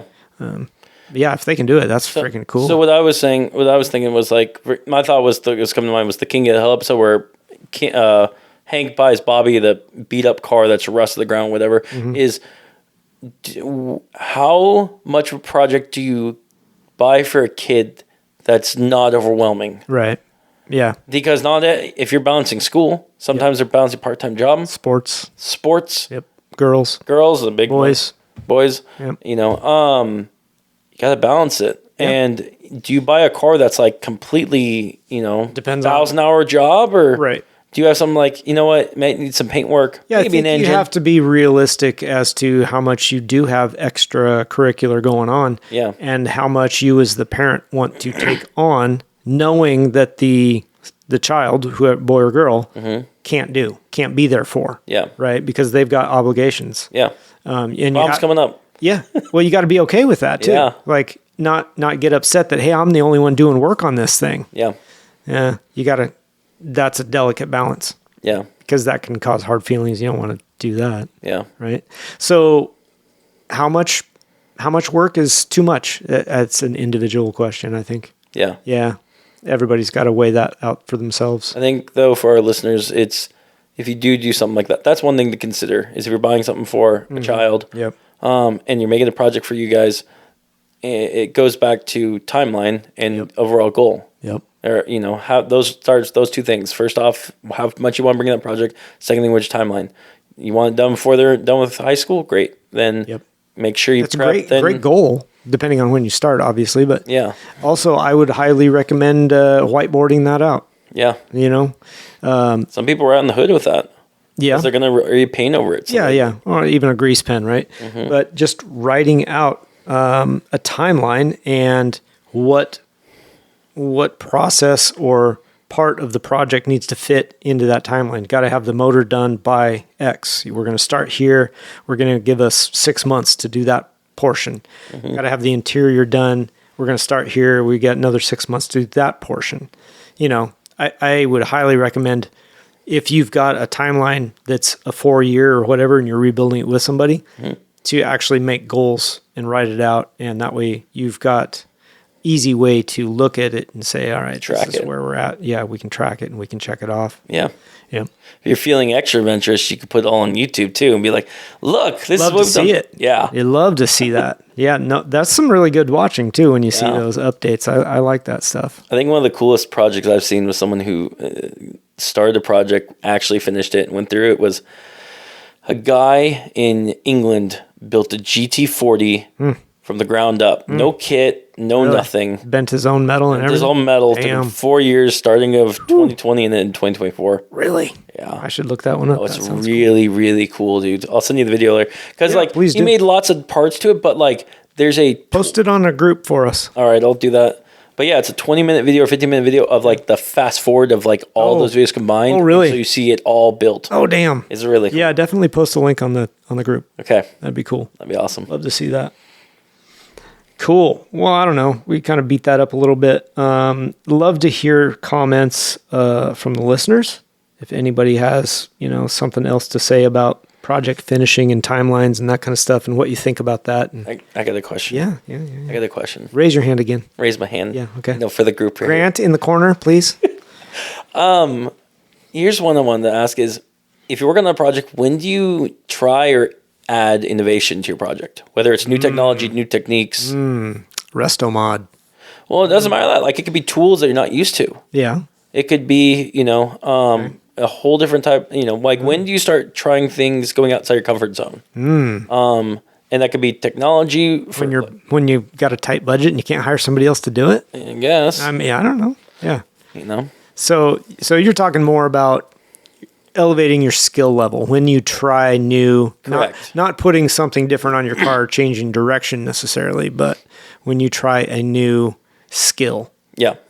I think from the get-go. Yeah. Especially, maybe not as the parent in that situation if you're, doing it with your teenager or whatever, because your teenager's not going to know anything. Yeah. For the most part. Some kids are pretty savvy, and good for them. But I think, it's right off the bat. Like, hey, we're going to jump into this. Let's watch some YouTube videos and figure it out. Hey guys, Chris here. Yeah, whoever you are. But that was a Chris Fix-It reference. I have not. You've never seen Chris Fix-It? Unfamiliar, no. Wow. Yeah, well. See, Rob's got the jack of all trades because if you're working on cars, 90% of the time you go on YouTube and say how to fix thing, and Chris Fix will be there with the answer. A very detailed video and the tools you need. And hey guys, we're going to be getting rid of this oil and changing to this Ford Explorer. Start out with this thing. You'll need an 8mm ratchet and so on. Okay. All right. There's a lot of them out there. Yeah. Yeah. Not only am I being Batman tonight, but I'm being Chris Fix-It. I'm good at impressions. Lucky. Yeah. I got Robin. So dumb. We could have Jeremy right now as Alfred. He's back at the Batcave. I like Alfred. Alfred's cool. You want to be Alfred? I mean, I'm the one who's balding, so I mean, pretty more appropriate. Oh, no. It's all right. All right, let's move on slightly. Okay. It's all car project stuff, but slightly moving on. Yeah. I want your opinion on painting the car, painting your project. I want your opinion on paint schemes that should not be used. They're played out. They're over. Never, ever should be used again. All right, you ready for this? I am. Undercoating. Undercoat. Oh, Whole on the car outside with rubber undercoating. Yeah. The bed liner. Yeah. The entire car was a bed liner. I don't know. I mean, if you want don't see that grip, very much, but it happens. Yeah. Guys with their 4-wheel drive trucks, and I get it. If they're out there whacking through brush and that kind of stuff, I mean, there is no better protectant. I guess. Heavy. Yeah. Yeah. It's like, I don't understand that necessarily. It also is Have you ever seen it on a car other than a truck? Like a car. No. A coupe. I mean, that'd be interesting. It'd be like the most stickiest car grip-wise ever. Great for the gambler, huh? Yeah. Ooh, actually, here's the thing. Would it add speed to it? No. Because it's like It's a gonna golf slow it ball. down. It's got all those... dimples. Yeah, dimples. It's so much faster. 800 pounds. It pulls to the right really bad. Really, it just slices everywhere. Yeah. No, it would not make it faster. Definitely slower because Yeah. you're adding 400 pounds of paint. Yeah, that's true on that one. That's one that I'm like, All right. right. What about you? But if they're actually paint scheming the vehicle, like you've got say 70 Chevelle. Okay. What do you paint it? 70 Chevelle. Maybe I should say you've got a 65 Fastback Mustang. Oh, blue. Easy. Blue or red. Blue or red. But, I mean, those are blue just with white? basic colors. But, like, what's taboo you're saying? Like, not to Flames. touch? No, I'm saying you don't ever paint this on a car ever again. You can put flames on cars. Never. I ever just again. okay. Flames are so played out. They're disgusting. Okay, first off, it's called Megas XLR. I've shown you that. That's a robot. That's a robot, and the top of it has a car for a 70 CUDA car for a head, and that has flames on it. Can't do flames. Bright red I CUDA saw- with yellow flames. And I threw up a little bit when I saw this. I saw a PT Cruiser, gold one, mind you, maybe copper with gold flames. Yeah. And I threw up on it. Here's the thing why I will say with flames. I think flames can be done cool, but I don't like ghost flames. Those I think are too played out. Well, Where like they're barely there. Yeah, ghost flames are at least haven't been around for 60 years. Yeah, they have. Really? Yeah. Okay. Oh, You know, sorry, I man. think. Whoa, you look like you're gonna friggin' slap me. It's like that Robin and Batman meme. Pow, zap, buff. No, I just think all flames, no more. Just done with it. Okay. And if you have flames on your car, Can I? Sorry. I don't know if this is sorry, tacky. not sorry. It's just my opinion. I don't so know it if really this doesn't is matter. tacky or not. I think it'd kind of be cool to see one. I think you might think it's tacky. All right. Do you remember those Hot Wheels? This came out when I was a kid, probably something like maybe teenager, like in the 2000s. Okay. I think they had them back in the 70s, 80s. Okay. But they were Hot Wheels that change color when you put them in water, in warm water, cold. Yeah, those were definitely a later gig. I don't think they had that. But you know what I'm talking about? I do. Yeah. What would you think with a car with that? I've seen it. So it's a sunny day, it's a seen it. bright orange, and as soon as it starts raining, They have that. do they? Yeah, yeah. So what do you think? Is that cool or not? It's interesting. Yeah. I don't mind it. The problem I have with some of the phase change, I don't really like the phase change paint so much because the colors that they mix are ugly. Okay. You know, they don't have cool colors. It's purple and brown, Okay. or green or something, you know? Green and red. Except it's not even a good red. Okay, good point on that one. Yeah, it's kind of purpley. It'd be cool to see it something like that, where it's like If you so could dramatic. get really dramatic colors, maybe it would be cooler, but I just don't like the colors that they use. What about like a 60s Charger that's normally base silver? Mm-hmm. As soon as it starts raining, it goes yellow, bright yellow. Oh, that'd be interesting. Because then different points of it would be like covered with I like don't- yellow, and then it would all think- become yellow.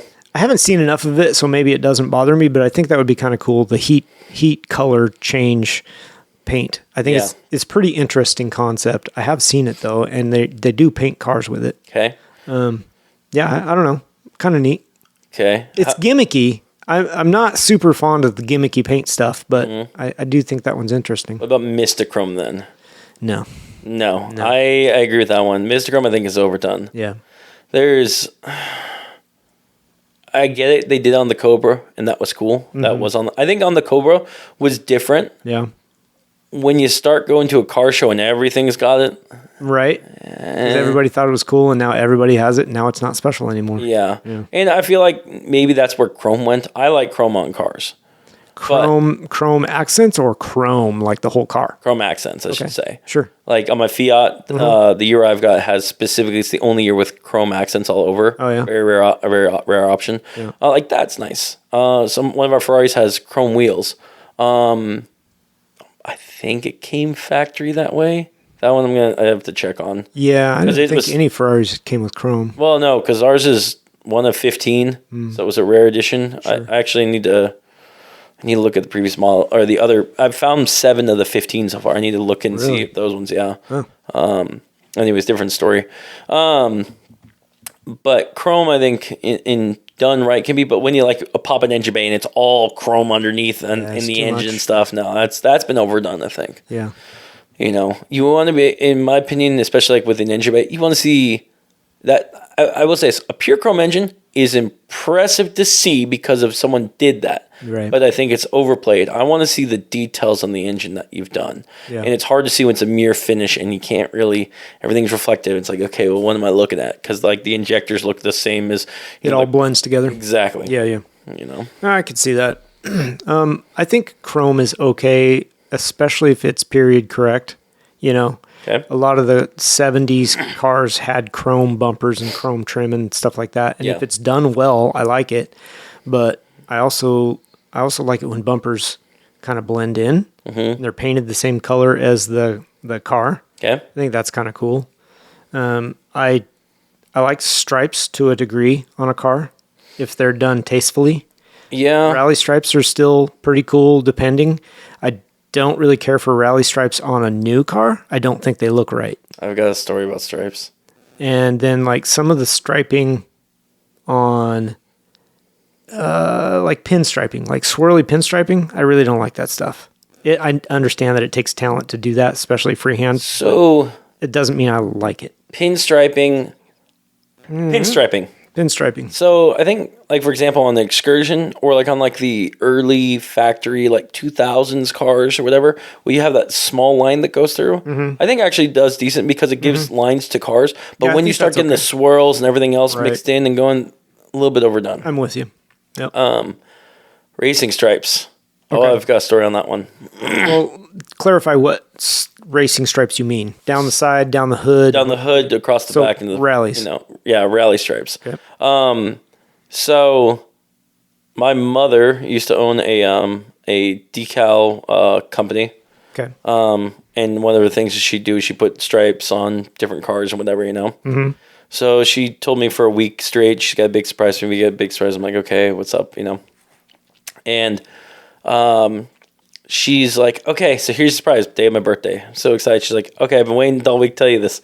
She's getting me hyped up. She's like, oh, I'm like, okay, so what is it? She's like, so we're going to take your Mustang, we're going to bring it to the shop, and we're going to put racing stripes on it. And I said with the biggest smile, no. Yeah. What? I'm like, that ain't happening. You aren't touching my car. For example, in Liger, that's a car and it goes back to our goals. Yeah. I never envisioned her with those kind of stripes Right. and didn't want that on there. Yeah. And it so depends on how it's done, whether it looks good or not. Correct. Yeah. There's some Mustangs that looks good with. On Yeah. my car specifically, I was like, that's not how I built it with that. Yep. Like, if I was having stripes on the Mustang, blue with white stripes, No, yeah. not red with white stripes. Classic. Red, I think that color It combination can. looks good. But not on Liger. I don't, exactly. Yeah. I don't know that it would look good on that car. Yeah. And it would, Like on a Roush, It's- I think it would look good. yeah. It's so dependent on the shape of the car. And honestly, the width of the stripes and like where they're placed, Yep. it's a big deal. I Yeah. don't think people realize, like, if you get those wrong, it's going to look like shit. Yeah. Even if they're done really well, if they're in the wrong spot, oh man. You got a quarter inch on one side, it's noticeable. Oh yeah, for You know. sure. Yeah. Be like, oh, something's Well, off. and that's why I said it depends on, like, the newer cars.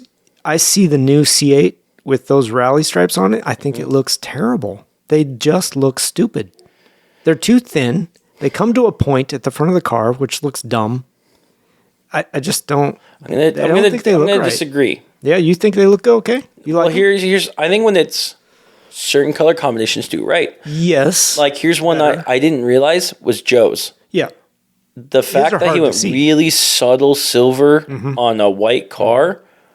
That now that I see that, I'm like, that's really It looks better. yeah, I still think they could do better with the shape of those stripes, though. yeah.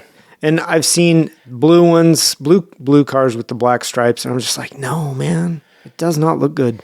Can you fire up the computer, look up something for me real fast? Here, let's talk about stripes. It'll take a minute, so go ahead. Okay.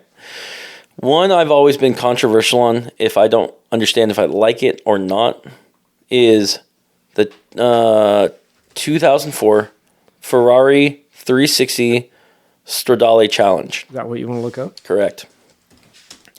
The reason being is on the traditional Stradale Challenge, it's red and it has a white stripe that goes from the front to the back. It doesn't go all the way through the car. It starts in the hood, goes to the back. That one.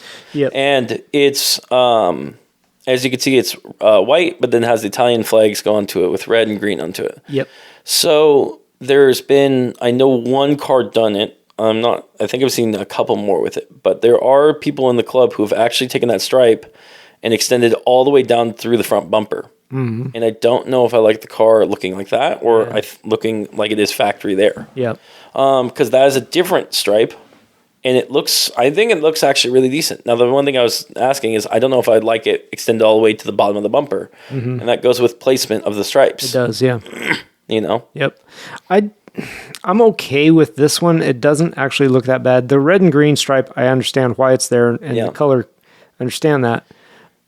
This one seems to be thinner than some, like the 458 with the Special has that stripe combination. I don't think it looks good. I don't like it, that one. It doesn't look good. So just try this. Try it next. Open up next and type in Ferrari 430 16M. And the reason is because that is, it's not as, most people would say go with the Scuderia, but the Stradale, the M12 has actual stripes on it. Yeah, that one's a lot smaller. That's a very thin and that stripe. would be the next comparable thing to the Stradale. And that's still not too bad. If you confirm on the cookie, I'll change the color on that page. Ferrari there you go. does a decent job with their coloring. And so that one, I don't know, is that one too small or not? In person, Not really. I think it's a little bit different. Not really. You know? And it's 458 Special. Because the next they went with the Pista. Yep. I don't like, so the Special, I don't like how they did. And the red, I don't like how they did it.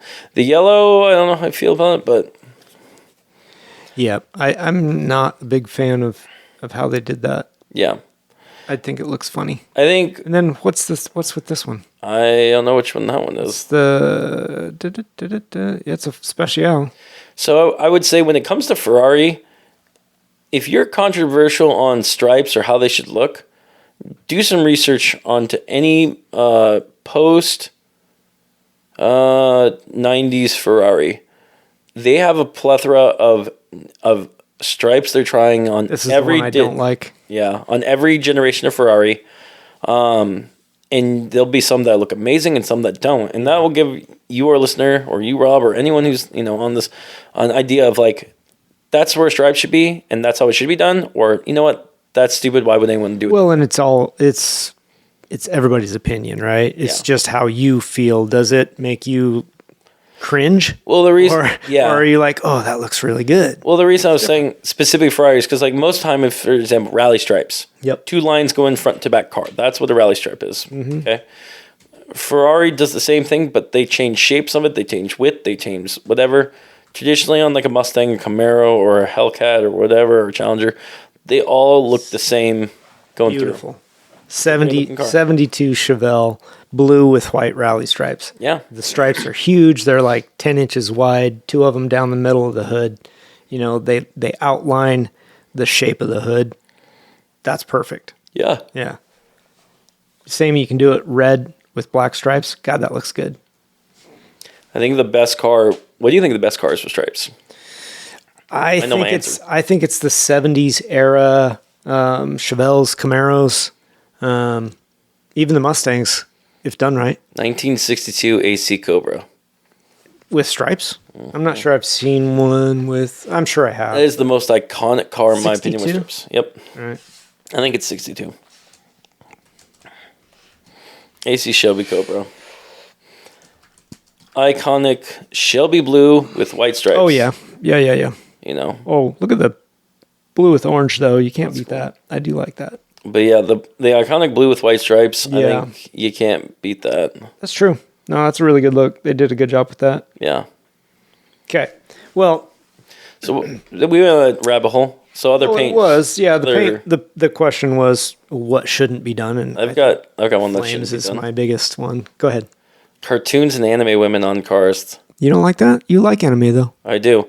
I think certain times it can be done really well, and certain times it can be so cringy. Oh, I think it's all cringy. Yeah, no, it's terrible. Like Thank goodness you don't see that much of it. it depends on where you go. Yeah, I suppose so. There There used to but be a lot one of that times drove, it's like there was a pink Escalade that drove around here that had anime all over it for a long Jason's time. car. A pink Escalade? No. I will say with this, most people who do this is one thing. Most people do put anime women or cartoons on their car. Mm-hmm. It's vinyl. Yeah, If it's painted, I think that's impressive. I'm sure it would be. Yeah. I mean, the talent to get it on there, yeah. Yeah, Yeah, no, most of the stuff I've seen is vinyl. yeah. It's cringy, yeah. I do have a paint job that's not a paint job, but the paint job I do want to do a car someday. A vinyl wrap then? Because you said a paint job that's not a paint job. No, it's not. It's still technically painted. Okay. Mighty Car Mods did this to one car. I've always wanted to do this to a car. They took a manga book. So manga books are essentially Japanese comic books, but they most of the time, like 90% of the time, come in black and white. That's how they're drawn, okay, per page. You're not going to say JP again, are you? No. Okay. They took a manga book, started ripping all the pages out, collaged it all over the car, and then clear coated it Yeah. on top. So like their fenders You were gonna do all that to different Liger? comic books. I think No, you should do it to Liger. do that to the ghost car. We'll have the bumper be that way. Sure. And then we can take a torch and just burn it and give it a nice patina. There you go. Yeah. It'll look great. That's one. What do you think of that? Old patina's painted. If it's real patina and just clear coated, I'm all about it. I think most of them look pretty good. But if it's actually painted to look like fake patina, Then it's kind of meh. yeah. Yeah. I don't know. I couldn't wait for my truck to rot in the field, so I just, Yeah, like, just let's add faked some it. brown Yeah, and yeah. some green, call it good. Yeah. I don't know. It's That- not my favorite. The one truck we saw at Beaches was patina colored, the twin turbo. It was real patina, though. That wasn't real patina? Yes, it was. You think so? Yeah. Yeah. I think it was. Like, the whole bed was rusted. Nah, that was painted. You think it was paint? I think it was painted. Okay. You know? Well, I guess he did a good job. I thought it was rust. There you go. When it's I mean, so it was good, clear. you It was think it's clear coated bad. for sure. Yeah. And I think the front was real patina, but maybe not. I think the bed I think was painted. The front, I didn't see the front. I know about that one. Listener, I posted that today. So by the time you hear this podcast next week, it'll be a week old, but I did post that. So yeah, there you go. Any other paint schemes you can think of? No, I vented on the one that I don't like. What about bright neon colors? Like neon. You know, you whether don't- it's yellow or pink or You don't see a green. lot of them, right? Yeah. The Camaro that came out last year in the highlighter green, I thought That was a thing? that was a cool color. I didn't know that was a thing. Yeah, and they actually did a Corvette in that color too. That'd actually be kind of cool. The C8. I thought it was pretty cool. I kind of like that. It's really bright. Okay. Really bright. Not probably something I would drive. I like those colors, but I don't know if I would drive it. I don't know if I could do that. I know, because that's the thing is like, I do like bright colors, but when it's so bright, it's hard to look at. I think driving in that the daily sun. would be really tough. It might be. Yeah. I As a don't. night car, I don't know maybe. if I want to draw that much attention to myself. Yeah. That's really the only one that I've seen super brightly colored, though. I like it's not neon green, but the really bright green of like the old Challengers. Mm-hmm. Is that They call it fluorescent? It's not a apple fluorescent something green or something? Yeah, maybe. Those are pretty cool. I like that color. Yeah. I'm talking like safety shirt yellow. You know, Yeah, like that's that bright. color of that Camaro. Is it? Yeah, Wow. Yeah. Oh, interesting. yeah. Really bright neon yellow, green, Yeah. whatever.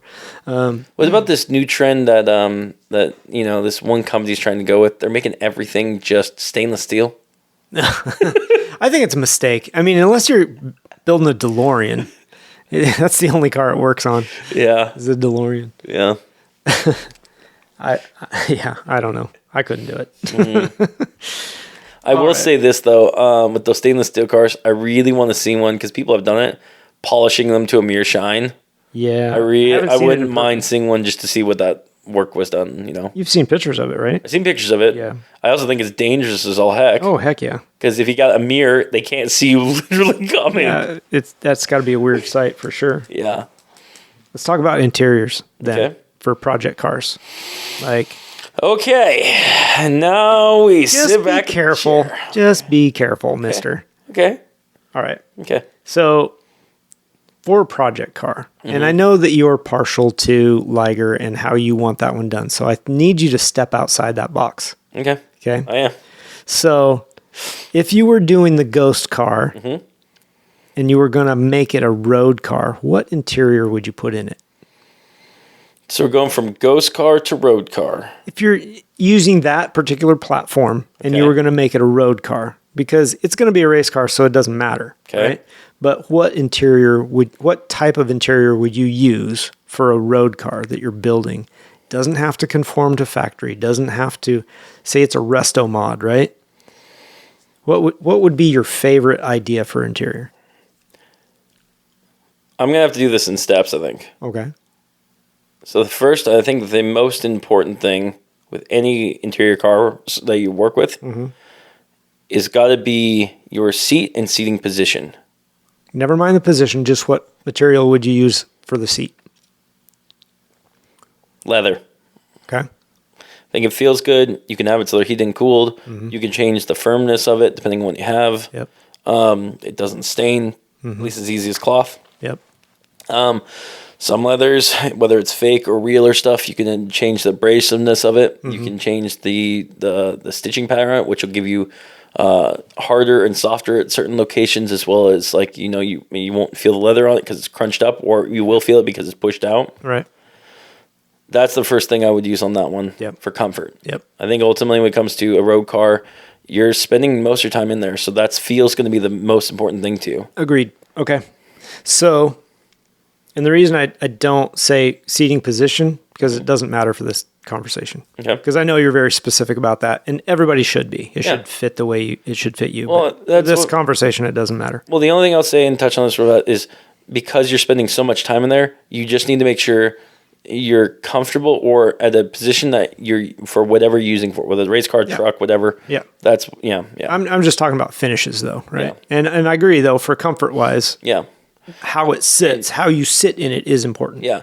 Because that also goes beyond and again with seating position, because you could have a bucket seat, a bench seat, a captain's chair. That all goes in with seating position as well as comfort. Yep.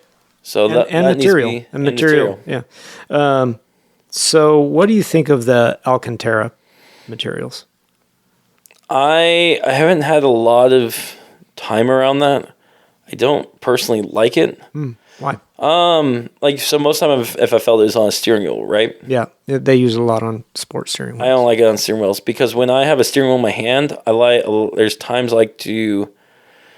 Alcantara has a lot of grip and holds on tight, and there's times where I like the wheel to flow in my hand, or like to have it just slip a little bit and then grip onto it. So, and there's even times, and we've had videos where I'm not even holding the steering wheel, I'll let it freeze through and then grab it because I know that's where it's going. When you have that much time around the car and you know it's in your intricacies, is that the word? No, intricacies. Intricacies, thank you. Yeah. You want to be able to predict and have that. With Alcantara, I think it's good, but not on every car it's good. On a quick ratio gearbox is great because you don't have to take your hands off the wheel as much. But if you have like a car, like a generic car, that's steering wheel. What about the material though for other portions of the car? So you got your seat. Dash, seat, center console. I don't get why you would do anything other than the steering wheel or seat with it. What? Really? Yeah, I really don't understand why you would. Well, I'll show you a car downstairs that has it everywhere, and you'll see why. Okay. Oh, that's right. That one does. I don't, because like, for example, in the Ferraris we have, they're all leather. Yeah. You know? And Alcantara is not that old. Maybe it's been used for the last 10 years. No, I know. But like, if you're not using it for the grip, it's a very velour-ish. It's a luxury material. Okay. It's almost like a crushed leather. Yeah. So why wouldn't you cover your center console in it? I think it looks great. If for looks wise, yeah, that could be each your own. Yeah. I'm thinking, for me, I was thinking more functionality. Oh, yeah. And that's why I'm like, you know. I know, you get very practical. Yeah. So it's more about looks, finish. And if it's for looks, we can go down and say, like, why would you not paint match it to the inside? Why would you not carbon fiber it? Why would you not put cloth there? That's all personal preference. Yeah. When it comes down to practicality, that's the way I was looking at it. Because kind of like with the seat, and the first thing I said wasn't like, it came down to comfort because you sit into it. In terms of like, if we're switching out carrot for anything, if your arm's on that, it's going to hold your arm where it is. Say if it's on the armrest, right? It's not that grippy. I don't know why you think it's like you're going to be stuck to it. It's not really? Velcro. Yeah, no, it's not. I know, every time I've been around, it feels like that. Oh, no. It could be because like anytime I've been around Alcantara, maybe I have gloves on, and then when you have the combo of the two, it's like you don't move. You know? Yeah, maybe. Yeah. Yeah. I mean, I've worn gloves in that car driving it, and it is a little more grippy, but like the palm of your racing gloves has that tacky strip on it, you know? Yeah. That's the thing is I don't even wear racing gloves because what's the word I'm looking for? I like to feel like I'm in my own body and not like I'm wearing a spacesuit. Well, unless I'm like driving endurance. Fireproof gloves. Yeah. Kind of a necessity sometimes. But sometimes, anyway, yeah. I don't know. I like the Alcantara. I think it's a great dashboard material. Okay. Non-reflective. That will give. Actually, no, I will agree with you on that yeah. one. That could be a big bonus. Now, if you need to stick something to your dash, you're screwed because it won't stick. Yeah. But I think it looks really good, and it can be very form-fitted to any curves that you have in your dash and that kind of stuff. Yeah. As far as your dash pad, I think it looks really good. I would be a fan of that. As far as seats, when they're firm seats, because the car downstairs, firm seats has mixed Alcantara and like probably faux leather strips in it or whatever, just for design elements. They're comfortable, but probably not my first choice. Just so listeners are clear, we're not talking about the ghost car. No, it's not. Just so we're not getting hopes up. It's a McLaren. Yeah. But I got to wonder over long periods, if you're going to really use the car, how much wear Alcantara is going to show on seats. Yeah. I would be afraid it'd wear off and leave because it rubs faster. thin spots. Yeah, I can see that. So I'm on board with the leather, I like didn't, you, and like a quilted leather. I really like the look of the diamond quilt Yep. on leather. I think that is just really high class looking. Or snake pattern. It's also kind of nice. I don't really like that. No, I feel like an older Ferrari or like on like the newer Ferraris are doing that. well, I don't think I've seen it on a newer Ferrari. All I can think of is like a Viper with. No. Like the snake pattern, it's more like it on the seat. It's more like the underbelly of a snake, where it's like lines going across, and a horizontal going up it. kind of a chevron ish. No, pattern. type in 458 seats. Sorry, listener, and you're gonna have to do the same thing too, and then we could describe it to you. That. Yeah, or I mean, that's just a. no, go down to the Rib ones down below with the carbon fiber. Oh yeah, that. No, those are. Nope, That's diamond. next one to the next side. Here. Yeah, Couldn't see it. there we go. Oh yeah, I mean it's kind of chevron. Okay, Yeah. I understand. Yeah, that'd be comfortable. Yeah. Yeah. Anyways, those are what was cool. I say? The one thing is, I did not think about though Alcantara for reflective. That's a big deal. So one thing Yeah. is on the 458 driving that car, for example. One thing that I hate about that is my old man loves to keep his cars meticulously clean. Sure. Like to a point where it's like, okay, I get it. But it's also to a detriment because when you're driving the 458 on a sunny day, his car Glare. he has yellow stitching on all the leather, and because it's so bright and the leather is bright and everything else, it reflects off the windshield and you could see the stitching in the windshield. Yeah. And then that gets distracting or in your face. Sure. It gets really tough to drive that car sometimes. Yep. I agree. I mean, that's a consideration. You don't want that reflection, and it's hard to see through that sometimes. It can be very distracting. Yep. But yeah, I think Alcantara looked really good on the dash. Yeah. Maybe and center console. Honestly, I think it's pretty good there too. Yeah. I like the feel of it. The tactile is pretty nice. I agree with the leather seats. What about floors? Carpet, vinyl? What do you want? I've got something about that. I think overall, a car should have carpet, like interior, like on the floors. Yep. However, I will say in footwells, should have a bottom base of some kind of rubber onto it, and then with a floor mat that should be pairing with whatever application. So if you have a truck, it needs to have rubber floor mats with a rubber bottom on the bottom. Isn't that hilarious? If it's- Because that's kind of what I was going to bring up. Yeah. Like everybody wants carpet in their Yeah. vehicles. It's sound deadening too, and that's a huge thing, right? That really helps, and it helps with heat. And we're talking specifically road cars here, not Yeah. race cars. But then you put these big rubber floor mats on top of the carpet Yeah. because you don't want to mess up the carpet. No, exactly. Like my 250, it's got carpet everywhere, and then it's got the spot with rubber underneath, and then it's got rubber floor mats. WeatherTechs, or are they stock? No, they're from factory rubber. Yeah. Yeah. So I was actually happy on that one. But if I'm in, like, for example, a Viper, Yeah. I'd rather have it be, or actually, let's do this one. A Ferrari, an older Ferrari, I'd rather have it be carpet. Yeah. And the reason is those foot box pedals are so close. I don't wear shoes when running those cars. Yeah. I run either barefoot or, I normally run barefoot in those cars. Yeah. And not just me, my old man does that because they're so close, and it's just what you have to do, because unless you're wearing a really thin shoe, which I've done in the past, and that works too, if your bare foot's there, you want to have something comfortable putting on. Yeah. know? Yeah. I mean, a car like that, and I agree with like road cars. I like obviously the carpet, but I don't want rubber mats in there. If Yeah. there's any kind of floor mat, I want it to match the carpet. Yeah. Like, and it needs to have the hooks so it doesn't ball up underneath the pedals and that kind of BS. But I think it should be matching. What's your thoughts on steel bottom, no carpets, just steel? Like the Ferrari challenge cars, the ones that are race cars. I'm not sure Race if cars Porsche does that too. absolutely. In a race car, I don't need jack shit in there. But yeah, they're still street cars, but they're race cars. Well, they're predominantly race cars. Yeah. Yeah.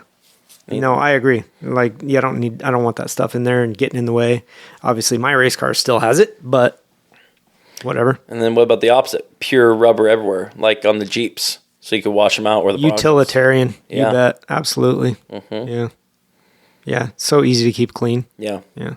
And I could probably have that in my truck, realistically, because I've got the WeatherTechs that cover all the carpet in there. Yeah. So the carpet's really just sound deadening. Yeah. But I don't know. A thick vinyl floor do the same thing practically. True. Yeah. True on that one. So Is there any alternatives to that else the material you'd use for that? for the floorboards, Yeah, instead of carpet, instead of rubber, you wouldn't use carbon fiber. And I'm trying to think of anything else you would use. cardboard, just fold up some cardboard boxes and throw them in there. I actually just thought of it. It's so the Fiat still has this on the passenger side, and it was on the driver's side for a long time, dude. This is a rare factory option. Okay, not every Fiat comes with it. Every so often has it now. I don't think they were the first ones to do it, but essentially it was the floor pans where your feet would go, right? Mm-hmm. They'd be so rusted out, there'd be giant holes there. Oh. So Fred Flintstone was the pioneer of it, so you could Absolutely. just run with your feet on the bottom of the car and go. It's like foot air conditioning. I think having the big holes, that's the other option. Plus, you can just like pour your drinks out through the holes if you need to. Yeah, officer, I don't know what's going on, I know dude. what you're talking about. Yeah, I just poured it out through the floorboards. The opposite of an ejection seat. It's going under the car seat. Yeah. So, okay. Okay. What about, is this kind of interior? And this might be one to talk, convertibles, T-tops, spiders, coupes. Okay. What about them? I don't know. Thoughts on them? Oh, I have told you what my thoughts on convertibles are. That you absolutely love them and every car should have one. Every car should have one. The only convertible I like is that big old Impala we saw a couple weeks ago. Yeah. I think that would be fun. Yeah. But no, I'm not a convertible guy. I don't really care for them.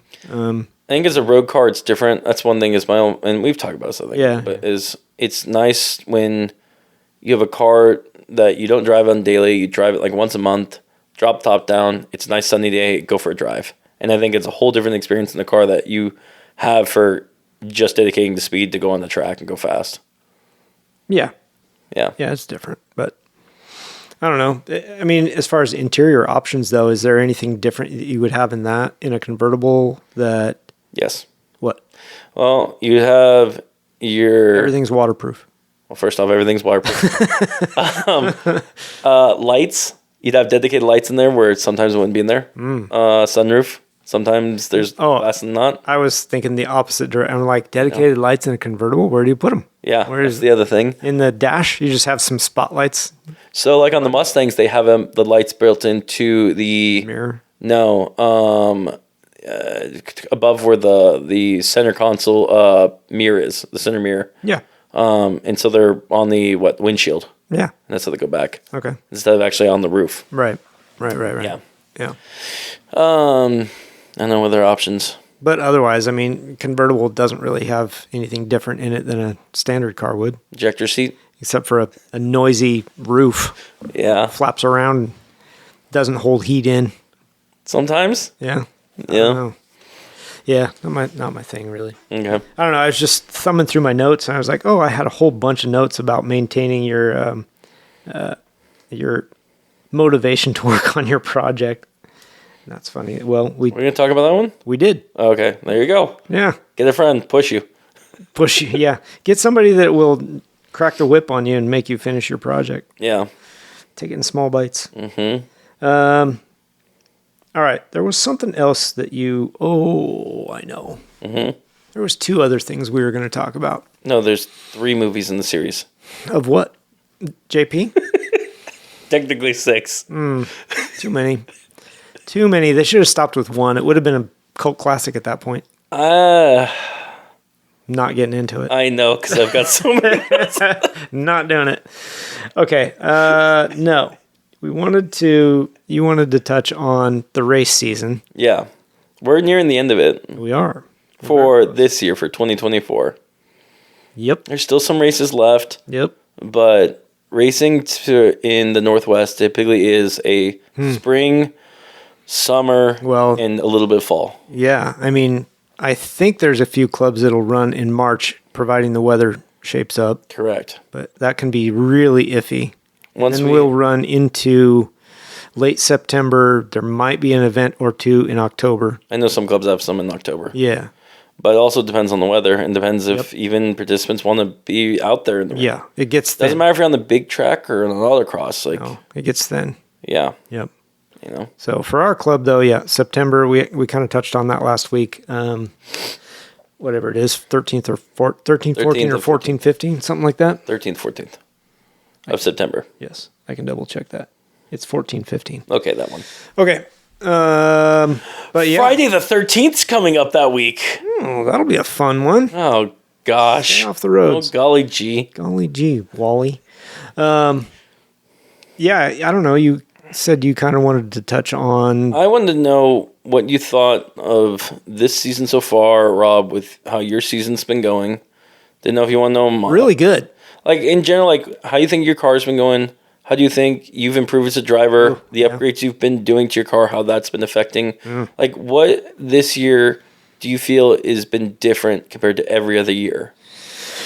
I've been really stoked on this year. Actually, my car's been fantastic. Knock on wood. Your wood's down lower. That's the wrong head. Yeah, well, it seems to work. God. This just took a turn. No, the upgrades I've done to my car this year have really paid off. And I think it's been good for me to be able to drive the car the way I want to and not have to drive around some issue with the car, you know?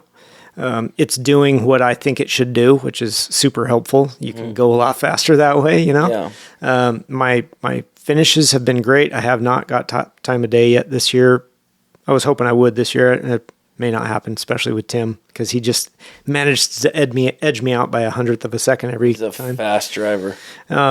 But no, I think for me, this year's been great. My car's working great. I'm super happy with all the mods. And is there any races this year that you think stand out to you, whether it was a finish, whether it was how the car acted, whether it was the course setup, and you're like, wow, I can't believe it really did that well? They all run together a little bit because I've been really impressed at every event how the car is handling the courses, right?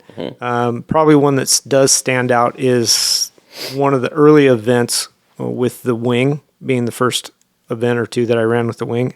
I think the first event I didn't have it. I did run it on the second event. Yes, and you were dialing it in. Yeah, making adjustments to it and being able to feel it. I thought that was really awesome to be able to, like, yeah, I can tell it's working, and then make an adjustment and go, that made a difference. That was crazy. Yeah. So I thought that was really cool. That stood out. Being able to feel the bushings, you know, putting all the poly in and that kind of stuff, and the new motor mounts, and being able to tell the difference, and all the camber adjustments and alignment, different alignment, and that kind of stuff made a big difference. So pretty happy with all of it. Nice. That's good. Yeah. So hopefully can finish the season strong. I think I should be top 3 probably both Saturdays and Sundays, championship wise. Nice. Yeah, it's been good. How about you? What do you think of yours?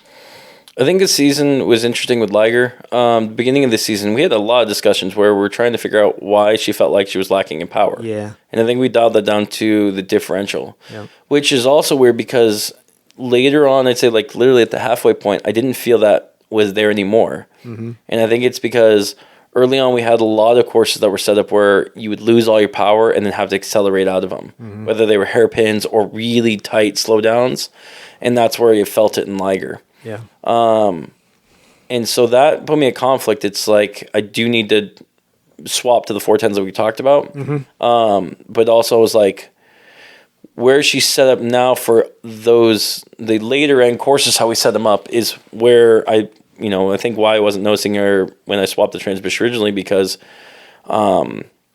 it was doing fine on the more flowy courses. Yeah. On the tighter courses, different story. Yep. And I think this year's been with Liger. For listeners, by the way, it's an 07 GT Mustang. Liger, it's been figuring out little tweaks and kinks.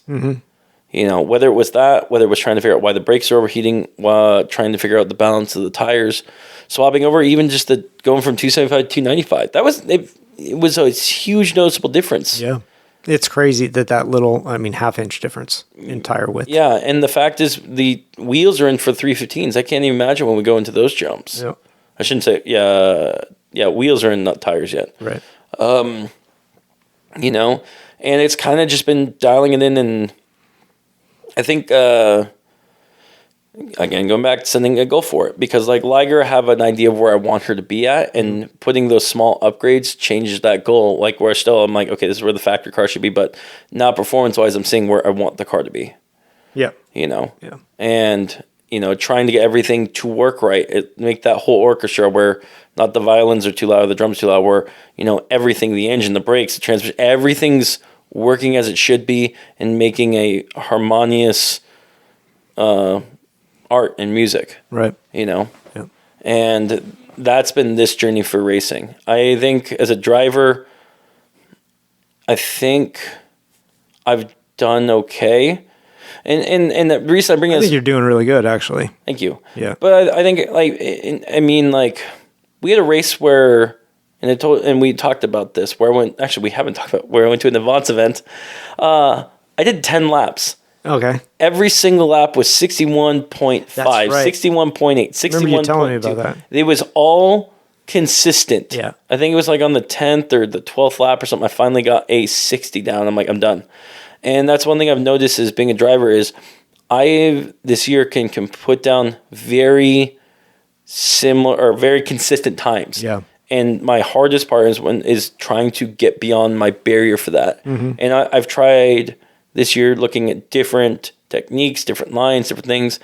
And as a driver, that's why I feel like I'm okay, because I can get to a time and set that well. Mm-hmm. As an overall time, I don't know, because like you put me in a different car, I don't know if that's going to be now the same where it's consistent, or if it's because I'm consistent because it's Liger, and that's what I don't know. No, there's probably a pretty equal amount of that being familiar with your car. Yeah, you put you in a different car, there's going to be increases in or decreases, I should say, in your times. Like you're gonna plateau a little bit, and then you're gonna figure something else out that you can do in that particular car, or maybe you make a mod to that particular car, and you drop times again. So it's gonna take, and we're speaking of the Ghost car, I would assume, when you get into that car, it's gonna take some time to learn that vehicle and how you can drive it fast. It's not gonna be like jumping in the Miata that's built with a lot of horsepower and say I'm going to go and. That's right, John. You go win in this new car that you've never driven before. Yeah. We love you. Exactly. Yeah. Yeah. But yeah, I think any driver is going to be that way, where they jump in the car and there's going to be a learning curve for that. There is a little bit. Some people adapt to their cars quicker than others, but there's always at least a little bit of a learning curve. Yeah. You're not going to do it right off the bat. I think someone who does do that right off the bat extremely well, I think the word for that is called not beginner's luck, not talent. What's the word? Not blessed. Well, okay. Yeah, I had it and then it just slipped from me. All right. Where it's like a natural born talent. There we go. Okay. Where you have that, and if you can, then great. Ricky Bobby. Yeah, there's born ability, but even those people have a learning curve. It might be shorter than the next guy. Yeah, true. But whether that's 1 lap or 3 laps. Yeah. But yeah, I don't know. I think you've driven really well this year. You have been super consistent. You're not even hitting as many cones as you used to. No. That's not fun. I know, right? Right. And then you say that, and then I think that's the one thing is, if you notice at any event, I'll hit most cones on like the first couple laps. Early, yeah. And it's because, or actually no, I'll say this opposite. This year's been clean, and towards the end I'm hitting more cones. And it's because I'm trying to find the absolute limit with my car. Yep. Because it's so wide and so heavy and lacking the horsepower. I've got to push every ounce of that car to the limit, to the edge, to wherever, to find time. Gotta hang it out a little bit. And I think that's where I'm hitting more cones at the end, is because there's, in order to get, even a tenth of a second in that car, you've got to, you got to find it. I mean, you're pushing a boat. Yeah. Pushing a boat and fitting it through a canal. That boat wants to lean a lot too. Yeah. It takes a minute to turn that thing. Yeah, it does. It does not turn quickly. Yep. But you're doing a great job. I don't know. There's room for car improvements still with that car. Yeah. I think. Maybe I'm speaking out of line. But car improvements as in, you mean like upgrades? You mean like where she's at right now, like learning wise on that? Upgrades. Yeah. Yeah. I think you're pretty plateaued with, if you were to keep the car just the way it is, you're not going to get a whole lot faster. Yeah. I think you're pretty plateaued with what you have. Yeah. You're going to have to improve the car in order for you to get faster. Yeah. Yeah. And in order to do that, there's little things I could do here and there, but I think to get to the next jump to like where you're at or where Jim's at or where Vitoni. Rattoni, I was to say Tim, where Tim's at. Anyone in the top times Vitoni. is it's going to be a big jump for Liger. Yeah, and it's got to be something dramatic, whether it's going straight to Hoosiers and going straight to a bigger engine or more horsepower. Yeah. To break down where the top 10 times consistently is going to need a lot of effort. I mean, look at Derek with his car. They did a big jump in their car, and it showed right off the bat. It did. But to keep up that way is also, really wheeling the car, which he does. But I think everyone else puts up a good fight. That was pretty interesting how He took second place. Well, he was just right there, top time of day. For 2 weeks in a row, he did that. Yeah. And then something happened. Yeah. Like, he's back into fifth and sixth. I mean, he's fighting for top times. He's still going really fast. Yeah. But I don't know if the confidence wore off or what happened. Derek, if you're listening to this, I know you're not listening to my advice I give you every single time you drive, but you need to listen to me, okay? In the almighty words of Lightning McQueen, I am speed. Not sure what that means for you, Derek, but take Grant's advice. He is speed. Anyway, yeah, I don't know. I found that pretty interesting. Like everybody's like looking at Derek like, oh shit, he came to play.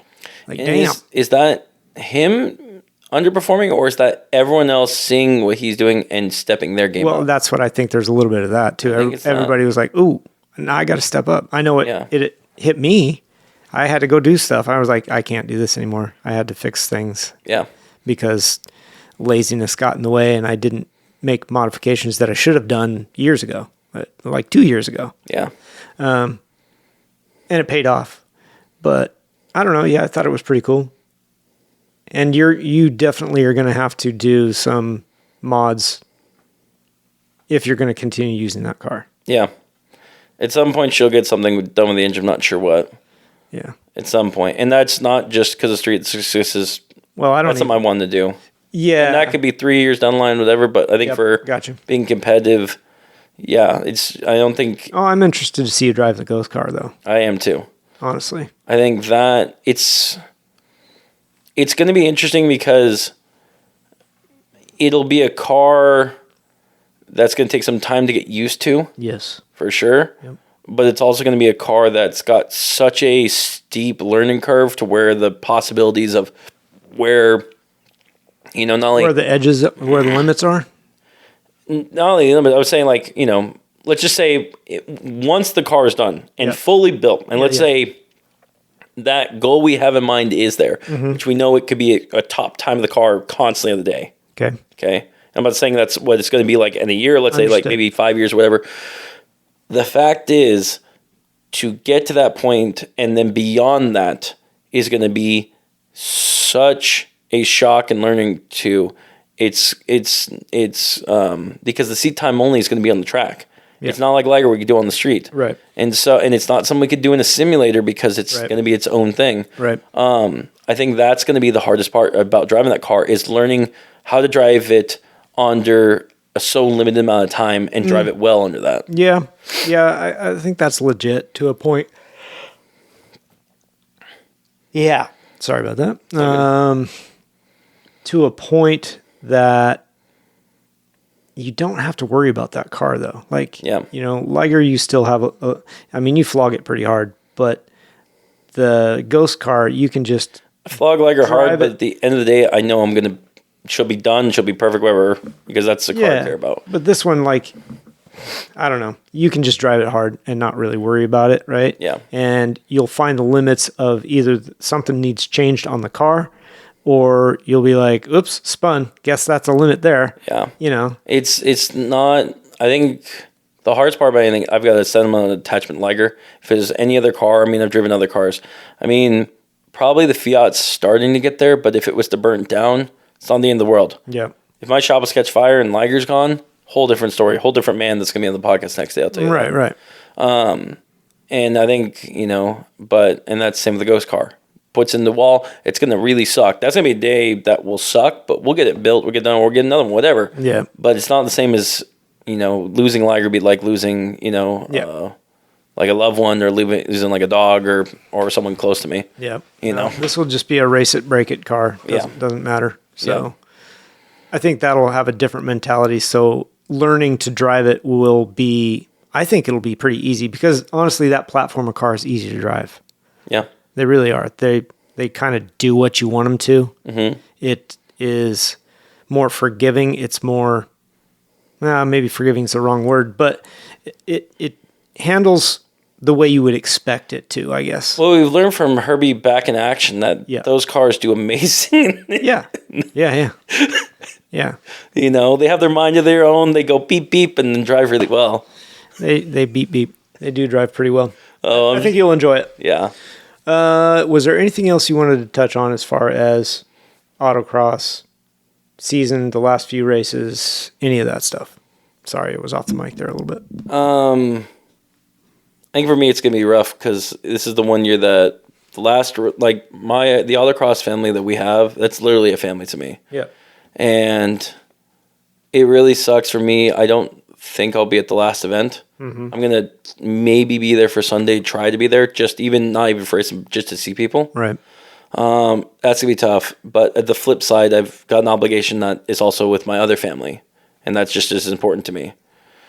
So that's one thing that sucks, is having to split that. But I know our race family will understand. And yeah, I mean, you got to do what you got to do. Family comes first. The blood family. Yeah. So, and I actually do consider a lot of these people and friends on the same level as my blood family too. Yeah. I do care for a lot of these people. I get that.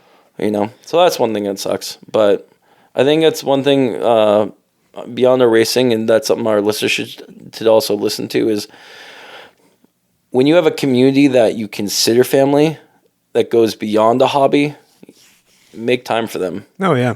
Like for us, we know like in the winter we're going to have time where we're going to see each other. Yep. Even though it's not racing, we'll do something. Yeah, we will. Whether it's holidays or, be like, hey, I'm up in Washington. Hey, what's up? We're going to do something. Or they come down here. Yep. Yeah, we do tend to connect to our extended racing family. Yeah. Throughout the year, even when we're not racing. Yep. Unlike those California people, they get to race all year round. How dare they? I know. It's rude. 100-degree weather in December. They should be required to take the winter off, just like the rest of us. Yeah. Did you want to touch on the last actual events at all, or you good? The last actual events? Yeah, the last actual events. The ones we actually drove at. I'd like to hear yours, because you did upgrades to them. We touched on that one. Yeah. I'm trying to think. See, I thought of that last week too, and I was like, you know what? I can't even remember. It's been a while. It's been a while. I will say this from our last events. That's one thing, and we talked about this a little bit, was the tires. That was the biggest thing, and running on those hard. Yeah. First time being on 295s and RE71s. Mm-hmm. Still grippy, still great. And like we talked about the consistent times on that one. There's not a heck of a lot to say on that one. I know I might be racing this weekend with BCA. Mm-hmm. And we'll probably touch on that in the next episode, because it's going to be with a different club, a club I haven't been with it for a while. Yep. And it'll be interesting to see how racing with the Corvette and Viper club, how those skills I've learned from them transferring to a different club. Yeah. Because all courses aren't the same. No, they're not. If I'll be just as competitive or where I'll be at. Honestly, I feel like you'll be more competitive in that club than you were when you left. Yeah. A lot more. Yeah. So, because you were racing with them before you started racing. I was racing with them beforehand. I was already putting in top times of the day. Yeah. But the reason is because, let's just say with BCA, most of their courses are a lot smaller and built towards Miatas. And that's one thing I excelled at beforehand was momentum driving Liger. I came into the Viper Corvette Club with that mentality. And I think that's why, from the get-go, I wasn't at the back of the pack. I was mid, did you say? Yeah. And I kept that pretty dominant there because I was already used to that. Right. And now we're getting up to higher speeds. It's taking those same Miata courses and stretching them even wider and bigger. And now I'm still having to momentum drive and push every bounce of that Mustang, right, but on a much larger scale. So I don't know if toning that back, though, is if I can also tone that speed down. Going back the other way. Correct. Yeah. That's why I'm not sure. That'll be interesting. Yeah. Because if you're in a car that's like a, let's just say like a Viper or a Corvette where you can point and shoot and have all that power to go through, Yeah. that you can take to any course and adjust because you just got the power to go through. But if you're having to adjust for your weight and size and carry that speed, if you're not able to adjust because of the course sizes, that can actually affect your time. So that's where I'm like, Oh, for sure. this will be interesting to see how it goes. Yeah. Yeah, they're notorious for running pretty tight courses. Mm-hmm. So, agreed. That's going to be interesting. Yeah. Okay. Good enough. Mm-hmm. Good. So, I gave you homework. Actually, before we jump into that, Okay. should we talk C3 or no? Yeah, I think you should. I actually wanted to hear about this. I kept not talking about it because I want to hear about it. So, I'm trying to catch up with Grant on the number of projects that I have in my shop. 18. I mean, 1,000. it's going to take a while to get there. Yeah. I lost track. How many do I have? 1, 2, 3. 2 Corvettes, Ghost Car, the Acura, the GMC, and then you guys got rid of the Miata. Does the McLaren count? No. Okay, so then 5 going on 6. Okay, so I've got 5. Correct. Currently. And one of those are going to be for me soon, and then one of them is going to be Josh's. So you have... Well, I'm still working on Josh's, though. I mean, that's the Honda. Yeah. Okay.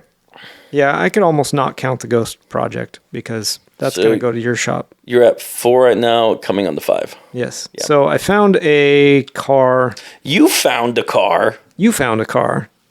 You as the lister? Yes, the lister found it. You, Grant. I blame Grant. I'm a very influential person. Well, you did send me the link, and I sat on it for 2 weeks probably before I actually reached out to the guy and was like, all right, I want to go look at it. Yeah. So I went and looked at this 74 C3 Corvette. Do you want to pull it up? Oh, sure, I can do that. Okay. Actually, no, he took the listing down. It's not there anymore. How dare he? Yep. I looked at it Corvette. yesterday. Mm-hmm. And it's rough-ish. It's rough. It's not great.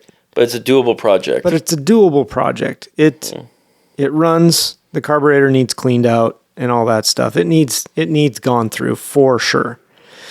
But it's decent. Let's call it decent. Okay. It's not crashed. Everything's there.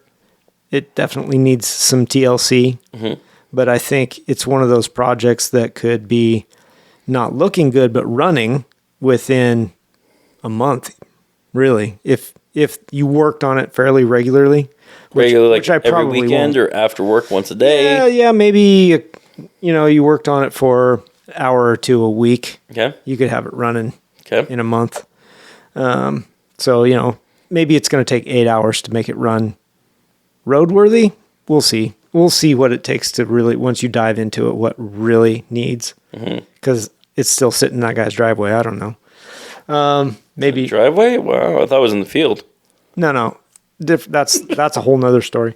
Anyway, so yeah, I went and looked at it, and he's the guy that where the car is at. He's selling it for somebody else, right? He knows a guy that's got. He's the representative. This other guy's got a couple hundred cars he's trying to get rid of. Yeah. He's getting older. He doesn't have time for cars. He's not taking care of them. They're rotting away in a field, that kind of thing. So gradually, this guy's pulling the cars out, selling them off, and that kind of stuff. But the actual owner of the vehicle doesn't want to budge on price. Mm-hmm. He's like, nope, that's what I got to have for it. I don't know how long he's owned it, but he's kind of unreasonable because the price is too high. Yeah. For what it is. So I was like, all right, well, if you get a hold of him and decide, you can talk him into coming down some, I'm interested. Mm-hmm. And so I just left it at that. And I texted him this afternoon and said, so did you talk to him? Does he want to wiggle on price at all or what? And he sends me his phone number. He says, just call me. So I call him up and he says, I'll sell it to you for $5,000, mm-hmm. which is $700 less than he's asking for it. I was like, I'll just make it up on one of the other cars that I'm selling for him or whatever. I was like, all right, cool. I'll come get it tomorrow. Now, if I go down there and try to buy a car and it's jacked up by $700, I'm blaming you, Rob. Well, absolutely, that's going to happen. Yeah, I'm going to give him your name and number. There you go. Yeah. I don't know what else he's got out in the field. Anyway, it should be an interesting project. I think it'll be kind of fun. I've wanted a C3 for a while, just like kind of want to add it to the collection. So that I like C3s a lot. yeah, I like them. It's not a lot, but I like them enough. And I don't want to make a race car out of it or anything like that. It's just going to be a cruise around. As a cruiser, as a car, like that's why I like to see. And we've talked about. I love the Pacer 1970. Yeah, the 78 Pace edition Corvette. Yep. You know. Yep. I like the black with the red. I think that's of Corvettes. That's one of the ones that stick out in my mind the most. Yeah. Yeah. Yeah. I'm gonna enjoy it. I think it'll be cool. And I'll probably do various upgrades to it, braking packages and that kind of stuff. But heck, if it's got a running motor, that's a good start. I can still go through it or whatever. Oh, it's only got 58,000 original miles. Oh, wow. Is it numbers matching engine and stuff? Yep. Wow. Yeah. And the most important thing, it's got a 4-speed. There you go. Yeah. That's important. It is. Yeah. I kind of like that. Yeah. So it's got the things that I want in that car. I didn't want to buy an automatic. Those are out there and they're inexpensive. There's a lot of them out there that are automatics. But yeah, it's a 4-speed with a 350 and it's numbers matching. Not that means too much really, but it is. Give it another 50 years, then it will. Yeah, maybe. Yeah. Right.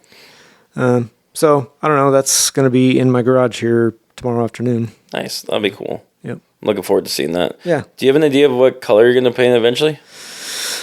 I don't. Okay. Not really. Right now it is, I don't know what the original color was. It's dark green-ish. Okay. I thought it was black from the pictures, but it's actually a dark green. Oh, it's just the algae growing on it. It could be. It could be. It was covered in pine needles and that kind of shit. Pitch. It's got pitch all over it. Legitimately, there's a Mustang that's sitting under a tree next to our shop, and I pass it every day. And this is probably like maybe 10 years ago. Me and my buddy decided to go look at it. It's like a 65 Mustang, and it's bright yellow, and we see him like, oh man, that'd be really cool. We go up to it and realize the car is actually black. It just has that much pollen pitch on it that turned it yellow. Oh my gosh. Is it still there? It's still there.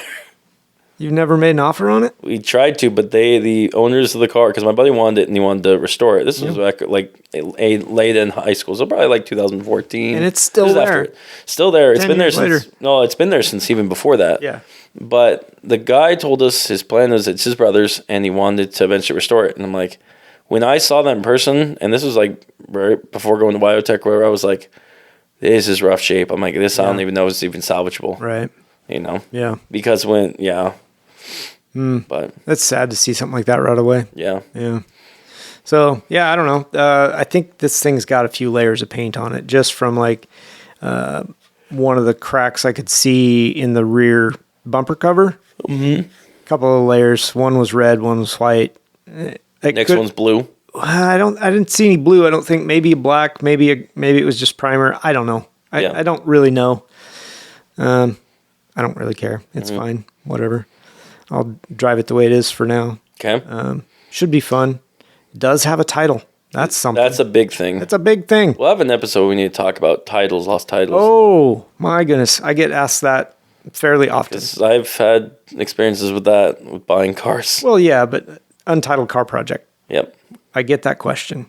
How do I do this? Thankfully, I know how to do it. It's not hard, people. You say that until you have a deceased person. No, I've done it. It's not that hard. Yeah. Okay. You got to go to a lot of hoops. There's a few hoops. Yeah. I will not say there's not hoops. You definitely have to go through the hoops. Yeah. But it just it involves taking the car to probably the state police and the DMV. They both have to inspect it. State police have to inspect the VIN. They'll give you a okay or no, this car's stolen. You also need an affidavit if you don't have the person with a will on that one. Depends on the state. Totally depends on. Yes, it does. Well, no, Oregon, you need it. Well, you don't in Washington. Really? Yep. So it depends on your state, but you can find those things out when you take it to the DMV. Yeah. You tell them this is what I have. Hopefully, you have a bill of sale or you can get one. That will help your cause. But just tell them, hey, there is a lost title. What's the process? And they will tell you. Take it to the state police. Have it inspected. Have a VIN inspection done. DMV can also do your VIN inspection. And as long as the car's not stolen, they'll issue you a temporary registration in your name. And then often there is a waiting period. I don't know what they do in that waiting period. Like if it's they do VIN inspections and checks and whatever. But then after the waiting period, you get a title. And sometimes it's 90 days. Sometimes it's 12 months. Yep. But, yep. So it's not real hard. It's just a process. Yeah. I'm going to have to go through it with the GMC. I have no title for that. Really? Yep. Huh. So, but also I don't really care because it's a race truck. I'm not going to drive it on the street. Yeah, that's true. Well, so anyway, I do get that question, just so everybody knows. Yeah. It happens. Yeah. Last thing I wanted to talk about, since we talked about C3 already. PPO? I'm sorry, what? C3PO? No, that was not what I was getting at. No, we're not going to nickname your car that. Nah, I'm not going to paint it. I don't want to paint it gold. If it starts talking back to you, I'm going to name it that. Yeah. It starts making funny noises. Kit car. I wanted, okay, so I gave you a project Okay. that you did not do. I mean, the ghost car's still sitting there, so Not yeah. that one. Give you a project for this particular episode. I may or may not have been playing Pokemon in the middle of the night before I passed out. You could have done this. I could have been. Could have. Pull up the ones that you have. All right. Because you've been, spamming me with. So what we're going to do here is we're going to talk about some project cars for sale because it's project cars. And you guys need to know that these things are out there. Mm-hmm. These are good deals. Mm-hmm. So the first one that I found is a 1979 Ford F-250. Ooh. With 30,000 miles on it. Really? Yeah. What year? 79. Wow. Four-wheel drive F-250. Really straight, good-looking truck. They only want $3,000 for it. That's it? That's it. Is it? It's in, Leviton, PA. It's in Pennsylvania. Okay. And it is on Project Cars for Sale Cheap. If anybody out there listening is interested, look this truck up. There It's you go. pretty sweet. It's a good deal. Like $3,000. Damn, that's a good deal for an F-250 project truck. Yeah. Yes. Go ahead, you got one? So I've got one. This one I sent to Jeremy because he sent me one a while ago and it was a pretty rust bucket, but he's like, race car. So I sent to this one. Yeah. So Vancouver, Washington, it was $800. Now reduced down to $650. Oh my goodness. A 1972 Porsche 914. Oh. And it's actually still, it's pretty rusted, What? but it's still pretty there. The engine's there. The interior's there. Oh my gosh. Yeah. $600? Yeah. Why don't you own that already? Because I have enough projects. That doesn't matter. I know. Go buy it. So the thing I found with this one is, actually, yeah, I need to be looking at this. I don't know why I'm not. I could see one of the seats need to be replaced. It's definitely, $600. You can't find that ever. yeah, I know. This is why I get talked into more and more projects. Go buy that car. But anyways, oh, wow. Actually, hang on. I should go buy this because also it's a 5-lug converted from a 911 into it already. Oh, wow. It says lowered huge Weber carbs onto it. Hey, everybody that's listening, Aftermarket stuff. it's already going to be sold by the time you hear this episode. It already so says just so it's you know. $1,200 rims. I didn't even see that. Wow. Oh, those are separate for sale, but yeah. Buy without the rims was $650. So it doesn't have a motor? It's got a motor. What? Yeah, see? You better go buy that. Yeah, I need to. That's the problem with Porsches, and a lot of the time is, and it's like this one, is the exterior looks really bad, and that could go onto the inside. Yeah. The problem that these Porsches have is 3 rust areas. Passenger side floor well gets rusty. Yep. The second one is there's 2 jack points on each side where you put a single jack goes in, those rust out, and if they do, then it affects the whole thing. But the most important one is the hellhole tray in the back. Yep. If you find a car with none rust in those areas, buy it, which actually now I might need to buy this car. Yep. But yeah, that's ultimately it comes down That's to. the first, before you go to Bend tomorrow, you need to pick that up. I probably shouldn't I? Yes. Where am I going to store it? I don't know. We'll find a spot. Okay. So, and it's a bill of sale only also on that too. That's fine. We just talked about how to get a title. Correct. So, That's a good one. I'm surprised Jeremy has bought it because he was talking about a 914 race car. I sent it to him. You should buy it, okay? Yeah. And then resell it to him for twice the price. There you go. Yeah. Yeah. That's a moneymaker right there. Okay. All right. So my next one is a 67 Camaro. Now, There we go. it doesn't have a motor or a transmission, but it's Doesn't got matter. a 12-bolt rear end. I forgot about this car. Sorry. Sorry, I just fell out of the car. I forgot about. Okay, we'll talk about that in a minute. Also, no interior. Basically, it's just a shell it's a straight body shell. Does have the bumpers on the car. The thing that, I guess the reason I highlighted this car, because hey, Yeah. good grief. I'm trying to take pictures of this. It's a good car. Easier highlight car, 1967 Camaro, no engine in it. Yeah. Okay. No engine, no transmission. Okay. The reason I highlighted this car is the point, not that it's a good deal, because I don't really think it is. It's just a shell. Okay. And 67 to 69 Camaros are everywhere. There's the shells. Really? The car itself is, there are so many of them for sale, but they're all overpriced. That's There you go. There that's you go. my Yeah, point. Yep. That's my point, is they're all overpriced. Yep. Because they were only made for 3 years. Yep.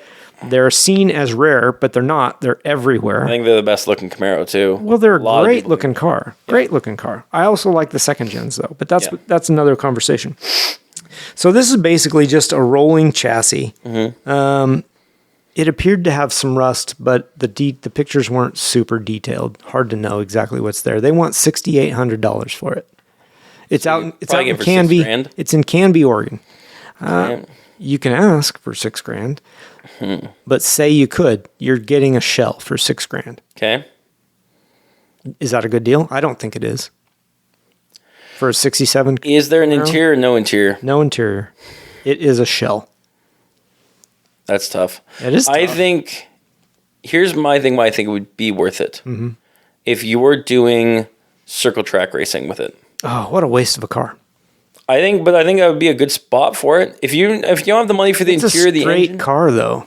Like, it's a straight body. I think Yeah? that's a waste of a straight body. Okay. Yeah. If But it's already beat, fine, go circle track it, because you're going to destroy it. But to build it up to where these cars that are actually worth money, how much money would you have to put in that car to make it up to that? $40,000. You think that just that cheap? I'm thinking more than that. No, I think you could do it for that. Well, if you can, then there you go, everyone. There's a thing to get through and buy it.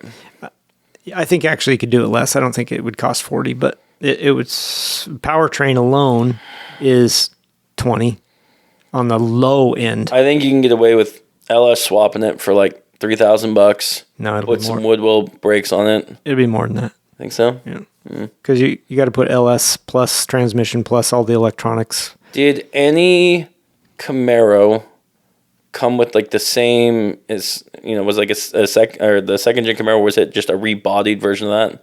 Like so the control arms, the differential, all that. No, different? second gen is all different. Okay, I was gonna say just swap all that shit on. No.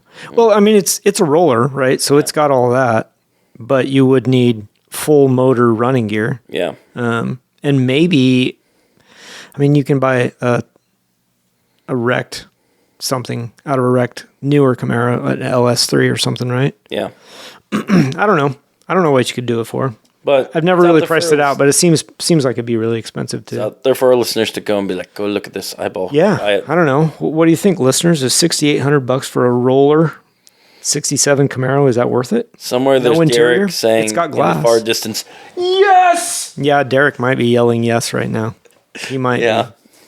So that's on Project Cars for Sale Cheap, Derek. If you want to go buy that one, there you go. down here in Canby. Yeah, Send me the money. I'll go pick it up for you. Derek's not on Facebook. Nope. No, he's not. You know who is? who is Jimmy Galloway. Jimmy Galloway? Jimmy G. Wow. Yeah, That's a famous man, Red. I know. What card you find? So this one's sold, so I probably shouldn't talk. I'm gonna for a hot minute touch on this one. Mm-hmm. Do you remember me telling you guys about? I talked to Jeremy. I didn't talk to you about it. Okay. I didn't know this was a thing. So it's called a Fiat 124 is what they listed it as. It's not. It's a Fiat. Plot thickens. Dun dun dun. Yeah, I'm trying to remember what it's called. It's not a Fiat 124. No, I'm trying to message the guy. He messaged me. Let me see real fast what he called it. Just now?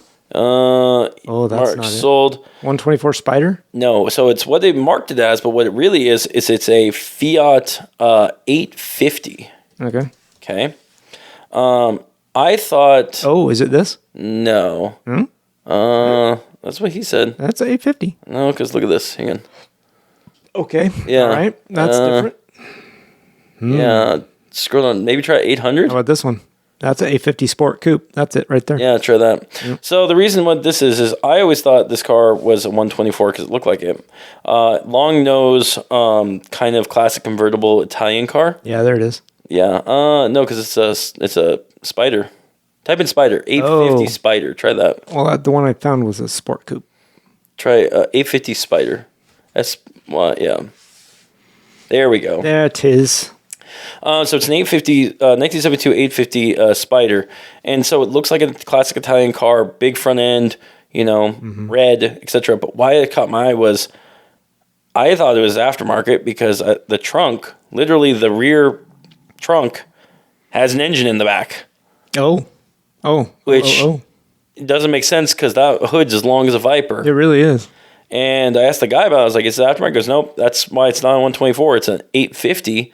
Is because those cars have in the back. How much do they want for that? When he had it was like only $800 or $600 something. He sold it. He sold it already. But for me, this is definitely a car I want to have in my collection at some point. Yeah, that's They're cool. not Fiats aren't very expensive, and the reason is it's not very fast because 4-cylinder with I think it said only 60 horses originally, kind of like my Fiat. But I want to say, I would bet you, listeners, I will bet you that will probably be the most unique driving car I've ever driven. Imagine driving a Viper with the engine in the trunk. What that must feel like. Yeah. Having a front end that light but that long. Right. While having like kind of the rear end of a Porsche on the back. Yeah, interesting. So for me, that's one car I want. Like when we talk about... Too bad you missed that one. When did he sell it? Like last week. And they come up every so often. Really? I just didn't know, when I always saw those, I didn't know the engine's in the back. Right. So now I'm keeping my eyes up from one of those. Yeah. Okay. Well, that's cool. But yeah, so I just wanted to touch on that one. I'll find another one that I found for sale. Yeah. Okay. I got another one. This one's actually a good deal. This is a 1964 Chevy Malibu 2-door V8 car. Okay. Ooh, okay. 64 Chevy Malibu. So it's kind of the more square body Malibu. Let's see. It doesn't say that it's running, but that does have a motor in it. Now that's just because the ad was pretty skimpy. It was a very straight car, good looking vehicle, only $3,800. Wow. It's in Florida, Eustis, Florida. And yeah, for $3,800, and the guy said he's willing to ship it.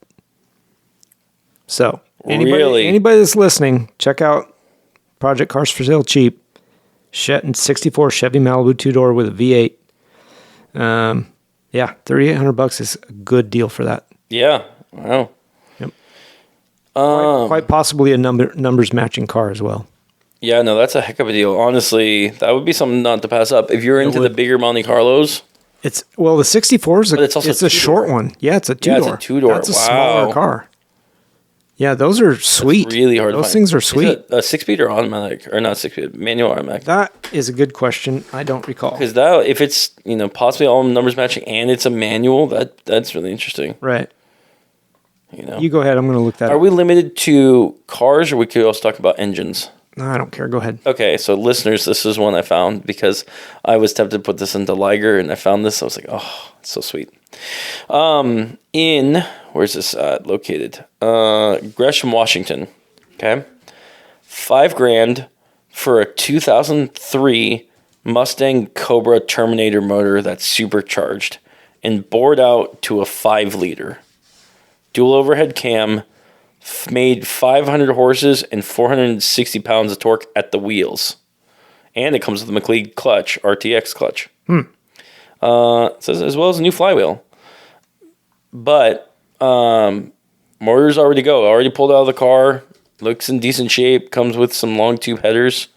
Highly recommend this one. If you're looking to upgrade your SN95, your Fox body, heck, even your S197 Mustang, that's $5,000 to put in to get 500 horses all ready to go. I mean, you're not, you're either coyote swap and you're putting this in. Yeah, that's pretty good. Yeah. So he's looking at pictures. That's the Malibu. I wanted to see if Plus 15 pictures. Click that one. I would. Yeah, okay.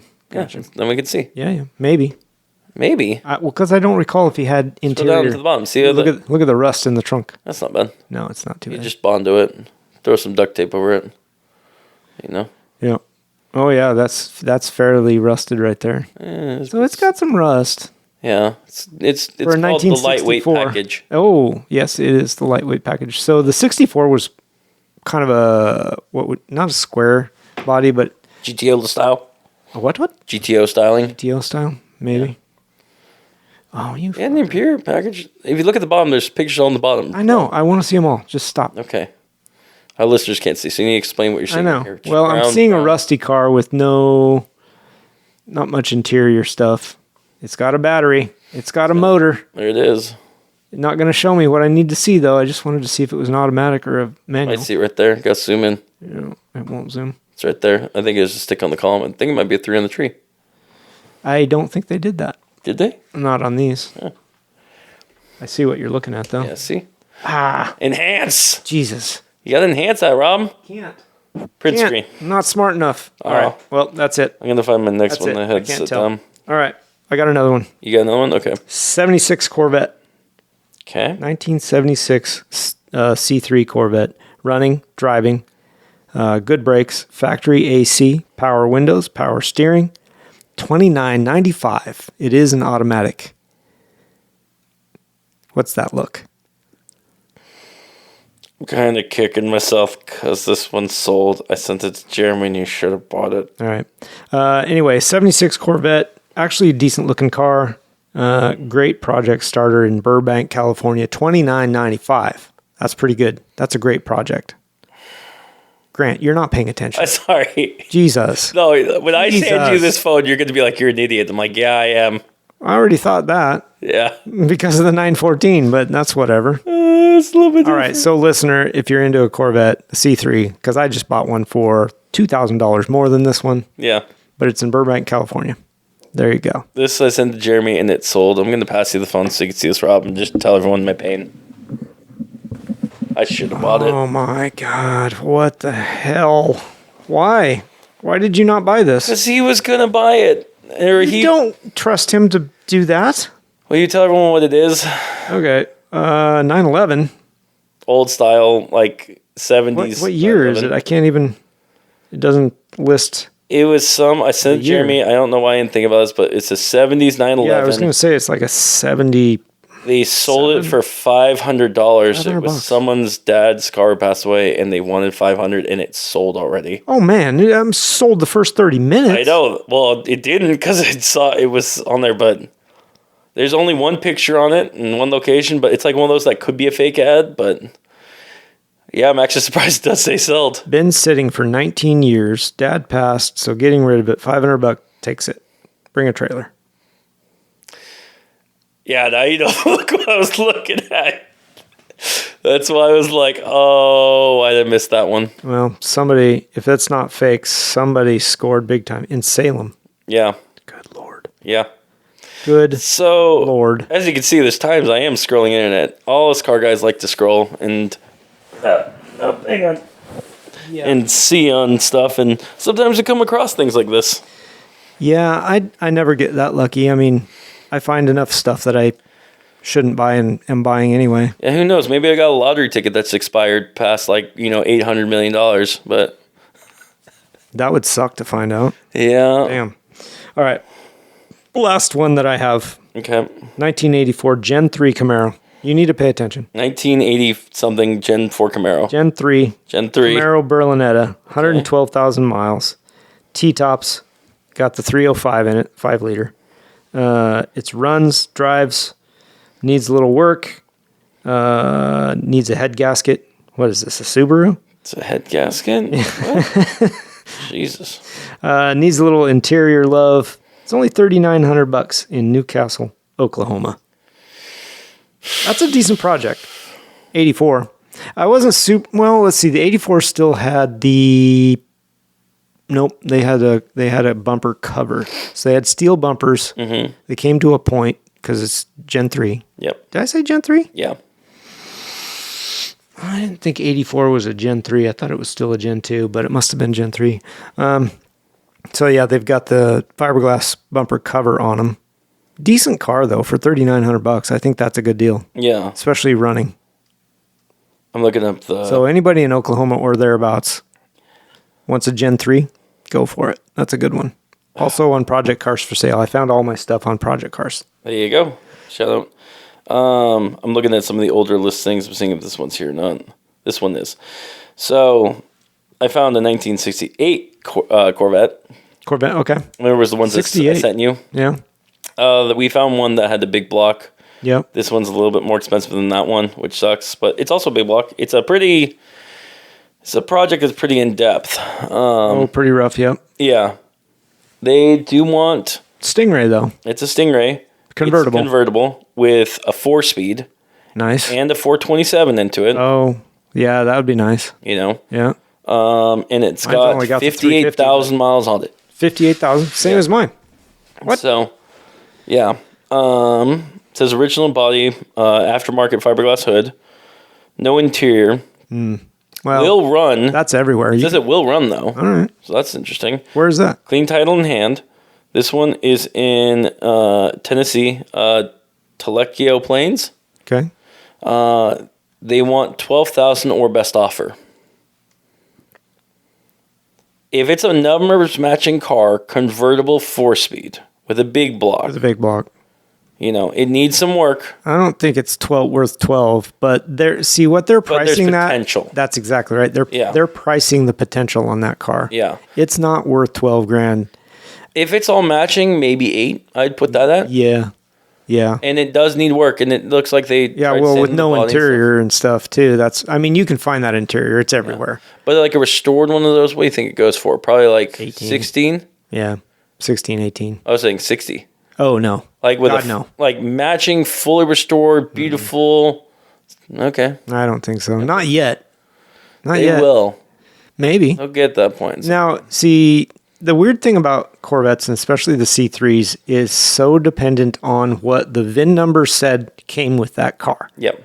So that's where your numbers matching BS comes in, which Yep. I've never been a fan of number matching, but My Corvette's best Corvette. I get it. I Yeah. get it. But a 427, a factory 427, definitely makes it cooler. Yeah, with a 4-speed Yeah. and a factory convertible. Yeah. I agree. Yeah. It definitely makes it cooler. I think they're overpriced at the moment. I don't think 60 grand. Even once it's restored, I don't think so. What's not Hemmings, but what's the What'd you say? It was a 68? 68? Correct. 68, 427. So that was like the first gen ones, correct? Because that's a first year C3 Corvette. Okay. There's one. What's that one going for sale? Wow, that's pretty. Dun, dun, Like dun. fully restored. These things they're beautiful cars. They are gorgeous. Does it have that hood? No, it has an aftermarket one. So the L71 with that's a 4-speed car, sold for $71,000. See, there you go. That's what I'm Yeah, that saying. surprises me. Yeah, Yeah. you know. Okay. All right. So That's kind of where I figured. So they were does going. that change 12,000? God, that is good looking. Look at that. Yeah, I think when it's done right. Does that change your mind? Like, is it worth $12,000 because it has a motor? Think of this: the one I sent you beforehand was about the same year. Mm-hmm. Actually, ran and drive. It was the big block. I don't remember which one that was. It Sorry. was the one that was in East Coast. It was in Okay. I can't remember, but it had some rust on the bottom. It was a family selling it. They wanted 10 grand for it. Anyways, that's a really cool car. It's very clean. Yeah. Ferrari. Ooh, another Ferrari. Ooh, another Ferrari. Anyway, sorry, I'm getting distracted by Ferrari's Italian designs. Yeah. But yeah, I wanted to tell our listeners about that because if you're interested in getting a first gen or first year C3 Corvette, and that is the first year, correct? I didn't look that up. I don't know. Because 67 I thought was still the C2 Stingray. Okay. You want to look it up real fast? I will. 1967 Corvette. Let's see.